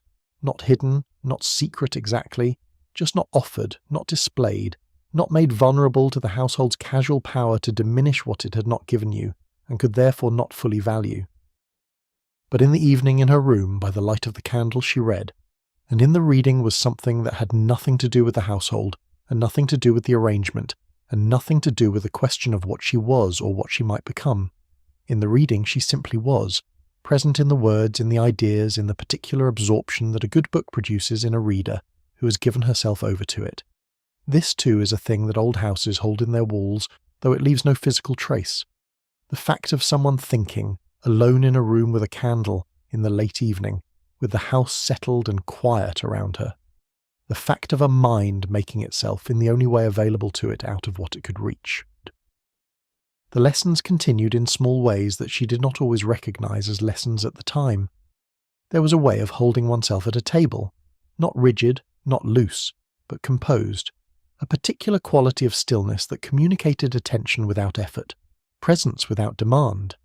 She had watched the mistress of the house hold herself in this way at every meal she had witnessed. At every morning she had passed in the drawing-room while the mistress read her correspondence, at every afternoon when the visitors came and the house became its more formal self. The posture was not something that could be explained.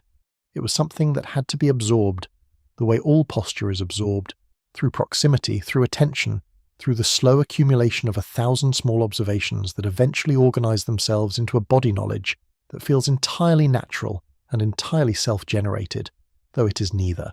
It is simply learned so deeply that the learning disappears, and what remains is the thing itself. She was taught the names of things, not the functional names, those she had known from the beginning, but the other names, the ones that required a particular kind of formation to use correctly, the names of the counties and their principal families, the names of the men in Parliament and which families had connections to them, the names of the painters whose works hung in the galleries in the city, and the periods of their work, and the way one spoke about those periods with authority and ease rather than the careful reference to a recently consulted book. She was taught these names the way all such things are taught in houses like this one, gradually, incidentally, through the mechanism of conversation in which the knowledge was assumed rather than explained, so that acquiring it meant first becoming aware of its absence, the silent awareness of not knowing, which was its own instruction, perhaps the most effective instruction of all. What she was not taught was equally instructive. She was not taught the interior mechanics of financial arrangements, the specific amounts, the management of accounts, the communication with solicitors and bankers that constituted the administrative life of the estate. This was kept firmly in the master's domain, and later, when the master was absent, in the domain of the steward, and was communicated to her only in its effects. The new window frames that appeared one autumn, the addition of the water closet on the second floor, the decision, announced at dinner, to close the summer house in the north garden because the maintenance cost had been judged disproportionate to the use. The decisions themselves were visible. The reasoning behind them was not. This arrangement was not unusual. It was in fact entirely standard for a household of this kind, and a time of this kind, in which the domestic interior and the financial exterior were maintained as separate spheres, permeable to one another in their effects, but divided in their administration. She understood it as such, and did not question it, in the way that one does not question the arrangements of a world one has not imagined otherwise. This was how things were organized. She inhabited the organization as she inhabited the house, entirely, and without the perspective that distance provides. Distance would come later, but that is another season, and this one is not yet finished. The house had seasons, as all living things do, not just the external seasons. The spring thaw of the garden and the summer heat, that made the upper floors stuffy in the afternoons, and the autumn smell of rotting leaves coming in through the servants' entrance, and the winter cold that found its way in through the old window frames, regardless of the felt and wax that were applied each year to keep it out, but internal seasons as well, the rhythms of the household's annual life that were as predictable and as important as the calendar's turning. Spring in the house meant cleaning. This was the great mobilization of the domestic year, the event around which everything else was organized, the weeks of systematic assault on the accumulated dust and dimness of winter that transformed the house from its dark, contracted winter self into something lighter and more presentable. The carpets came up. The curtains came down for washing and beating. The furniture was moved from its habitual positions to allow access to the walls behind it and the floors beneath it. The silver came out of the felt bags in which it was stored through the quiet months and went through the long, careful process of cleaning that left it temporarily usable before being put back again. Eleanor's role in the spring cleaning was substantial. She was young and therefore assigned the physical work, the carrying and lifting and moving that the older servants' backs could not easily sustain. And she was reliable and therefore assigned the tasks that required someone who could be trusted not to break things or leave things in wrong places or spend more time than necessary on any given task. She spent a week of spring cleanings up ladders, washing the high windows from the outside with a long-handled brush, while the housemaids washed them from the inside. The two operations timed with a precision that left the glass streakless and clear. She did not particularly like heights, but she did not mention this. Summer in the house was lighter in texture but no less demanding. The family was more present in summer, not travelling, not yet, the season for travel to the country or to the seaside not yet arrived, and their greater presence meant greater demands on the household service. The heat made the kitchen work harder than it was at any other time of year, the range running in temperatures that turned the kitchen into something that required endurance rather than simply effort. Eleanor helped in the kitchen more in summer. The cook appreciated additional hands in the heat, and the heat itself demanded the practical solidarity of shared labour. The gardens were at their most demanding in summer, and while the garden work was not precisely her responsibility, the boundary between the kitchen garden and the household's other needs was permeable enough that she often found herself there on summer mornings, picking the beans and peas and lettuces that the cook required for the day's meals, learning the kitchen garden's layout and logic with the same thoroughness she brought to everything else in the house. The kitchen garden had its own rhythm, its own sequence of what was ready when, its own set of quiet urgencies that the gardener communicated through a combination of direct statement and personal example. She learned it, as she had learned everything else, by attending. The garden in summer smelled of warm earth and cut grass and the particular green intensity of things growing in full sun. It smelled, also, of the rosemary that grew along the south-facing wall, and the lavender that the mistress of the house had planted years ago along the path to the kitchen garden, and the sweet peas that climbed the trellis near the back gate in a confusion of pale colour and sweetness that seemed impractical and was entirely welcome. She liked the kitchen garden.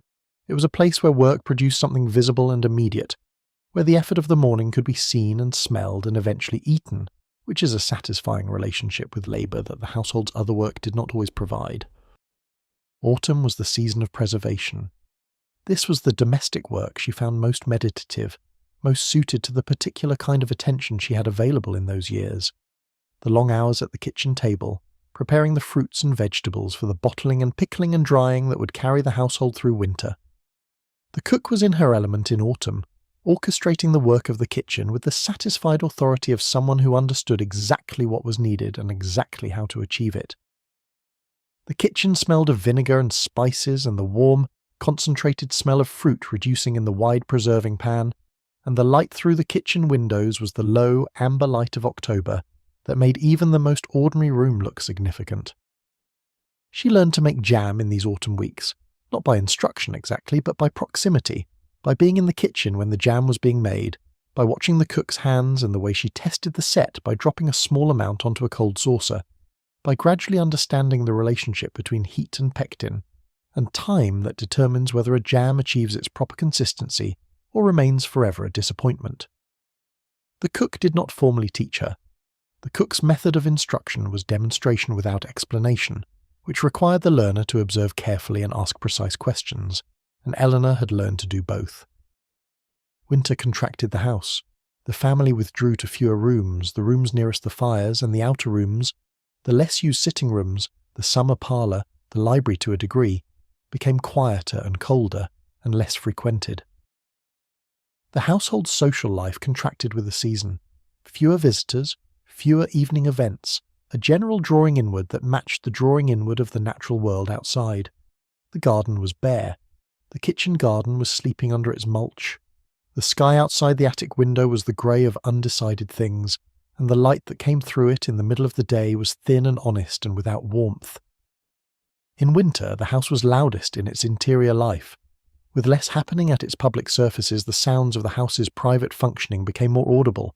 The distant sound of the kitchen range working steadily, the creak of the old staircase contracting in the cold, the settling of the roof beams that had been expanding and contracting through heat and cold for longer than anyone in the house had been alive. The house breathed more slowly in winter. Everything did. These seasons accumulated. Year into year, the rhythm of the house's life deepening and becoming more familiar, the routines growing more automatic, the layout of the rooms and the habits of their occupants more completely known. She knew by her third winter where the drafts came from, and which window the cold came through first, and how to position the curtain to minimize it, without the family noticing that the curtain had been moved. She knew which stairs creaked, and at what hour the sound carried, and which side of the step avoided the creak. She knew which cupboards stuck in the damp of autumn, and which drawers swelled in the summer heat, and which chimneys needed sweeping before they would draw properly. She knew the house the way you know a piece of music you have played many times, not by reading the score but by feel, by the accumulated memory of hands and feet, and attention applied to the same material over and over until the material becomes second nature. This knowledge was real and it was valuable, in the way that all genuine knowledge is real and valuable, not necessarily in the way the world rewards, not necessarily convertible into the currencies the world recognizes, but real in itself, solid, belonging entirely to her. No one could take it from her. The house had given it to her over years of daily acquaintance, and it was hers in the way that experience is always ours, inalienable, personal, the substance of a self that has been formed in response to a particular world. She carried it with her when she eventually left. You carry your experience always, even when you leave the place that produced it, even when the place itself is sold or demolished or altered beyond recognition. The seasons of the house travelled with her in the knowledge of how cleaning should be organised and how kitchen gardens work and how preserving is done properly and which drafts to manage and which to live with. She carried the house in her hands and in her habits, the way all of us carry the houses of our formation, not as a burden but as a kind of furnished interior, a set of capacities and understandings that were built in a particular place and continue to function long after the place itself is gone. The seasons continue in the house even now, in the dark of this night, in the way that seasons continue regardless of whether anyone is attending to them. The house in winter is doing what houses in winter do, contracting slightly in the cold, absorbing the silence of the late hour, holding in its rooms the warmth that remains from the day's heating and the evening's fires, releasing it slowly and steadily into the dark. The garden outside the windows is bare and frosted and entirely at rest. The trees hold the sky. The moon, if there is a moon, is somewhere behind the clouds that have come in from the west in the late hours, bringing with them the possibility of snow. Not yet, not tonight perhaps, but the possibility is there in the quality of the air, the particular cold that precedes it. Rest in it. Let the house do what it knows how to do, which is hold the night gently, which is keep the cold on its proper side of the walls, which is make of the dark a shelter rather than a void. You are inside the house. The cold is outside. The seasons will turn, as they have always turned, and the spring will come in time, and the kitchen garden will wake from its mulch, and the lavender along the path will put out its first tentative growth, and the high windows will need washing again in the thin April sunshine. All of this is coming in its time. For now the winter holds everything still and quiet and dark, and the dark, tonight, is kind. The particular smell of autumn in the house was not one smell but several, layered and shifting through the weeks as the season progressed. In the first weeks of it, when the summer was still present in the warmth of the stone walls but retreating visibly in the quality of the light, The smell was of the kitchen garden at its most concentrated, the ripeness of things that had grown all summer and were now offering their full return, the apple smell from the orchard wall, the last of the tomatoes on their south-facing beds releasing their thin green warmth into the cooling air. Later, as October settled in, the smell shifted toward the preservation kitchen. The vinegar and pickling spices, the deep fruitiness of the jam kettle, the curious comfort of something being turned from its raw and transient state into something that would keep, that would hold its summer in a jar through the long months when summer was entirely elsewhere. The winter smell was different again, and she associated it, ever after, with the interior life of the house at its most concentrated. Coal smoke and candle wax and the particular smell of damp wool drying near a fire, the smell of people gathered inside against the cold, the smell of warmth being generated and maintained by effort. The library in winter smelled of the fire, which burned applewood when it was available, and coal when it was not, and of the books themselves, which had their own smell, slightly sweet and dusty, that intensified in the warmth of the room and seemed to be a smell of a knowledge itself. The compressed vegetable matter of paper and leather that held, in its molecular structure, some remainder of every room in which it had been kept and every hand that had turned its pages. She was not, at that age, given to this kind of reflection, but the smell was real, and it is one of those details that returns, years afterward, with particular vividness. Spring in the house meant windows opened wide for the first time in months, and this was its own kind of annual event, the rush of cold and fresh air into rooms that had been breathing themselves all winter, the sudden visibility of dust that the winter's reduced light had hidden, the discovery of cobwebs in upper corners and dirt on ledges that the spring cleaning would address, with the systematic thoroughness of something that has been building for months and is now to be dealt with all at once. The spring cleaning had a quality of resolution about it. The house gathered itself and addressed the winter's accumulation. She found it satisfying in a way she could not entirely explain, the satisfaction of systematic effort applied to a clear problem, of mess becoming order, of disorder returned to its proper condition. Summer in the house had its own particular quiet, different from the quiet of the other seasons. It was a warmer quiet, a more inhabited quiet, the quiet of people going about their day in a house that had opened its windows and its doors to the outside world and was less sharply defined against the exterior than it was in winter. The sounds of the garden came in, the gardener's footsteps on the gravel path, the distant sound of the mower in the front lawn, the birds whose variety and volume were at their summer peak and whose particular cacophony she had learned to identify by species with the precision that extended attention eventually produces. She could tell, without looking, whether the sound was the blackbird at the top of the copper beech or the thrush in the kitchen garden hedge, and the telling gave her a small and private pleasure that she had not sought and would not have known to seek. Visitors changed the house. This was the most reliable rule of its social life, that the arrival of guests altered the household's internal chemistry in ways that were immediately apparent and that lasted for days. Before visitors, the house prepared. During visitors, the house performed. After visitors, the house recovered. And in each of these three phases, Eleanor's position shifted in ways that illuminated with particular clarity the ambiguity of what she actually was. The preparation phase was hers to participate in fully. This was domestic work, and domestic work was her domain, and no distinction of category complicated her role in it. She helped air the guest bedroom, which had been closed since the last visit, and which held in its shut air the particular closed-room smell that required several hours of open windows and a fire in the grate before it became hospitable. She helped remake the bed with the best linen, the linen that was kept for guests and that required the particular care that good linen demands. Ironing while slightly damp, the corners turned with a precision that the housekeeper would inspect before the room was declared ready. She helped arrange the flowers that the cook had cut from the kitchen garden that morning, the arrangement going into a vase in the guest room and a smaller one in the hall, neither too elaborate nor too spare, calibrated to the social level of the incoming visitors. The visitors were, in most cases, people the family knew well, other families in the neighbourhood or in the family's social circle, connected by the interlocking relationships of class and church, and shared history that constituted the social world of these households. They arrived in carriages, or, increasingly as the century progressed, by one of the newer modes of transport that were beginning to change the logistics of social visits. They were received in the hall by the butler and shown to the drawing room or the garden according to the season and the time of day. The mistress of the house descended to meet them with the composed warmth that was the appropriate register for the first moments of a visit. And Eleanor was positioned during visits in a place that required the most careful calibration of all the careful calibrations her daily life required. She was present enough to demonstrate that she was a member of the household. She was absent enough not to raise questions about precisely what kind of member she was.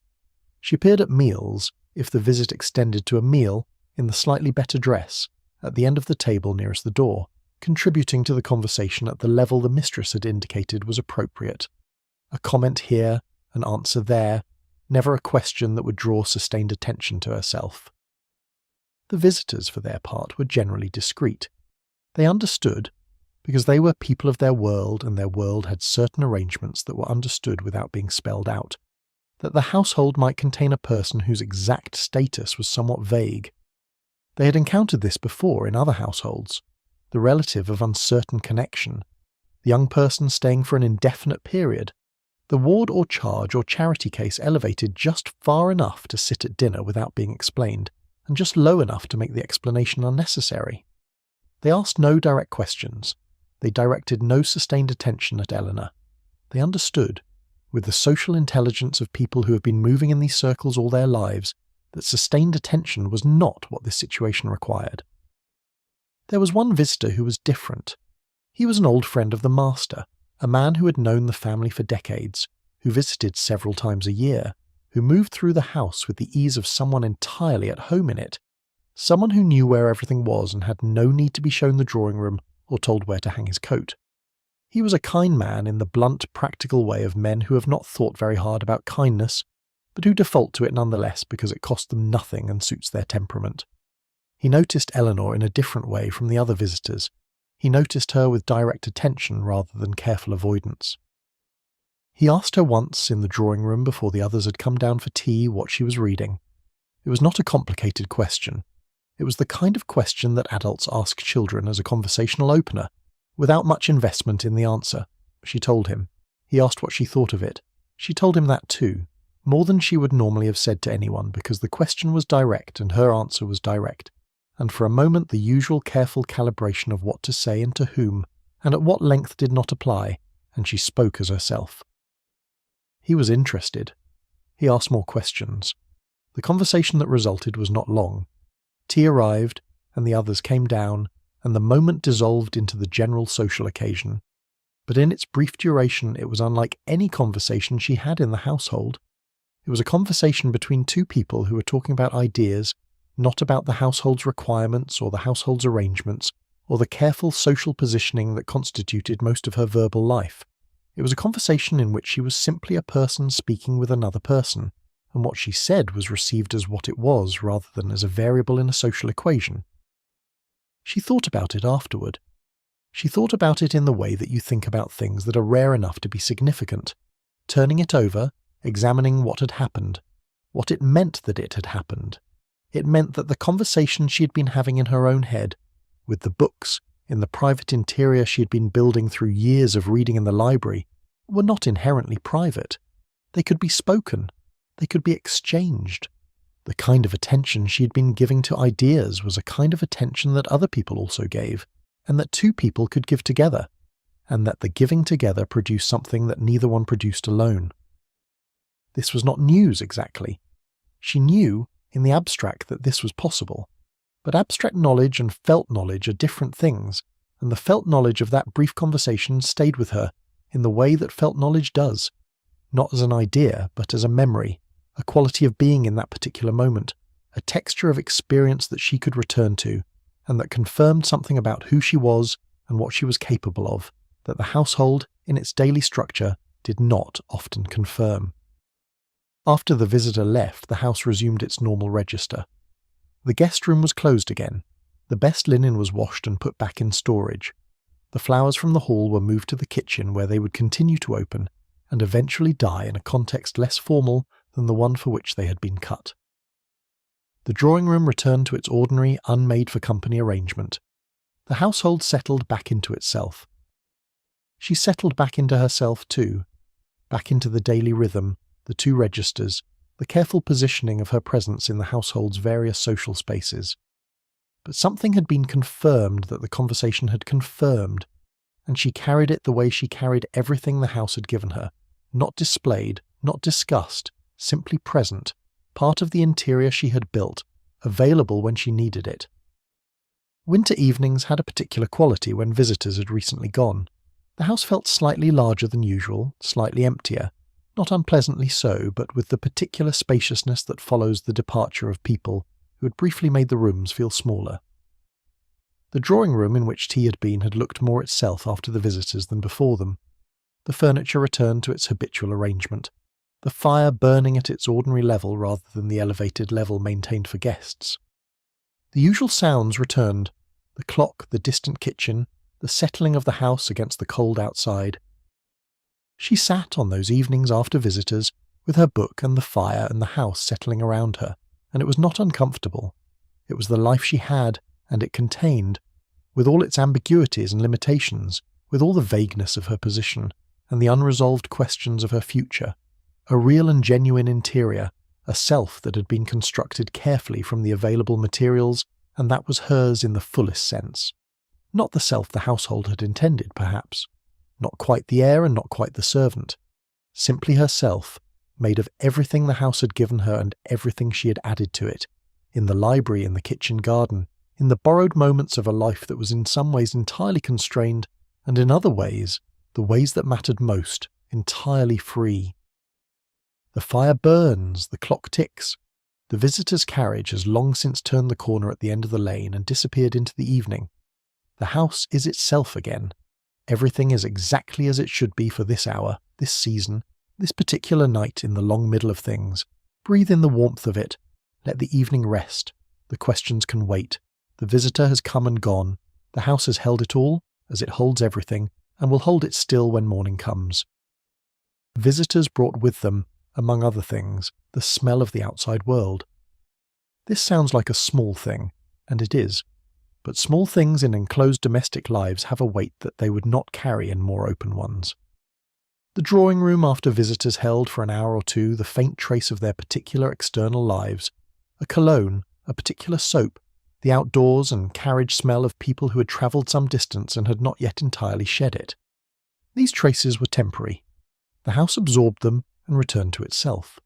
But for those hours they were present, and they were, however faintly, the suggestion that the world beyond the lane and the gate continued to exist, and to be constituted of people with their own daily textures and their own private arrangements, people who were not the household, and who brought with them, however briefly and however faintly, the evidence of that fact. She thought about visitors in the days after they had gone. She thought about them not because she had been particularly affected by any of them. The kind old friend was an exception, and exceptions are not the rule, but because thinking about them was a way of thinking about the question of where she fit. The visitors occupied defined social positions. They were friends of the family, neighbours, people with clear relationships to the household, and clear statuses within those relationships. They arrived, they were received, they inhabited their role with the ease that familiarity provides, and they departed. Their departure was as unambiguous as their arrival. They were outside the household when they left in precisely the way they had been outside it before they arrived. The visit was a parenthesis, bracketed at both ends. Her situation had no such brackets. She was always inside the parenthesis, and the parenthesis had no closing mark that she could see. She was inside the household and would continue to be inside it. On what terms? Toward what eventual destination? Governed by what principles she did not know and was not in these years told. The uncertainty was not discussed. It was simply the condition of her life, as unremarkable and as consistently present as the sound of the clock in the hall, which she had long since ceased to hear as remarkable, and heard instead as simply there, a background against which other things occurred. There was a quality to late evenings, in the days after visitors, that she associated with a particular kind of clarity. The house had been through something, had prepared, had performed, had recovered, and in the aftermath of that sequence it sat with a particular settledness, an absence of anticipation, that created space for the kind of attention that ordinary busy days did not easily allow. She used this space. She sat with it, and her book, and the fire, and the comfortable understanding that no further social performance was required of anyone in the house for some time, that the house had earned its quiet and would inhabit it without interruption. These evenings were, she thought much later, among the most genuinely peaceful of the years she spent there. Not happy, exactly. Not unhappy. Simply at rest. The particular rest of a thing that has been used in the way it is meant to be used, and is now, for a time, still. The hallway smells of beeswax and old wood. The clock is still there, somewhere in the walls, still marking time with the same quiet pulse that has always been its work. The portraits are invisible now, not just dimmed by the dark, but fully absorbed into it. The faces that watched so many lives conducted beneath them surrendered at last to the simple darkness of a late and quiet night. You have been in this house for a long time. You have moved through its rooms, its years, its silences.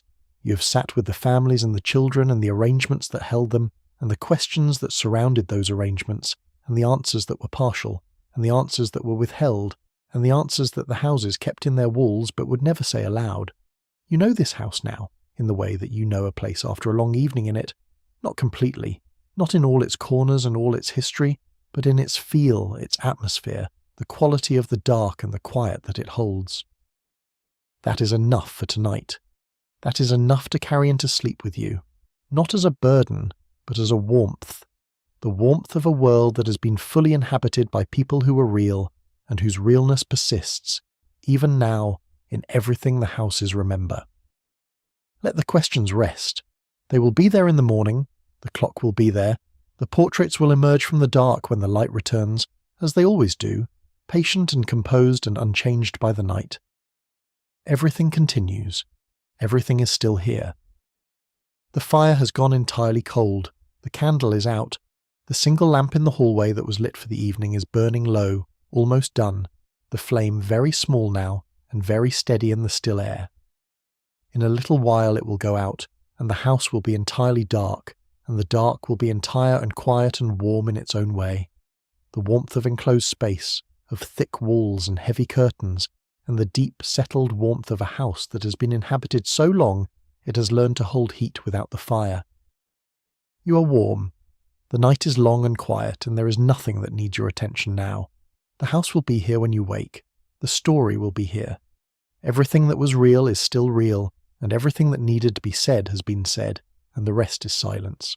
The good kind, the deep kind, the kind that comes after speaking and holds what was spoken gently in the dark. Let go of the waking world.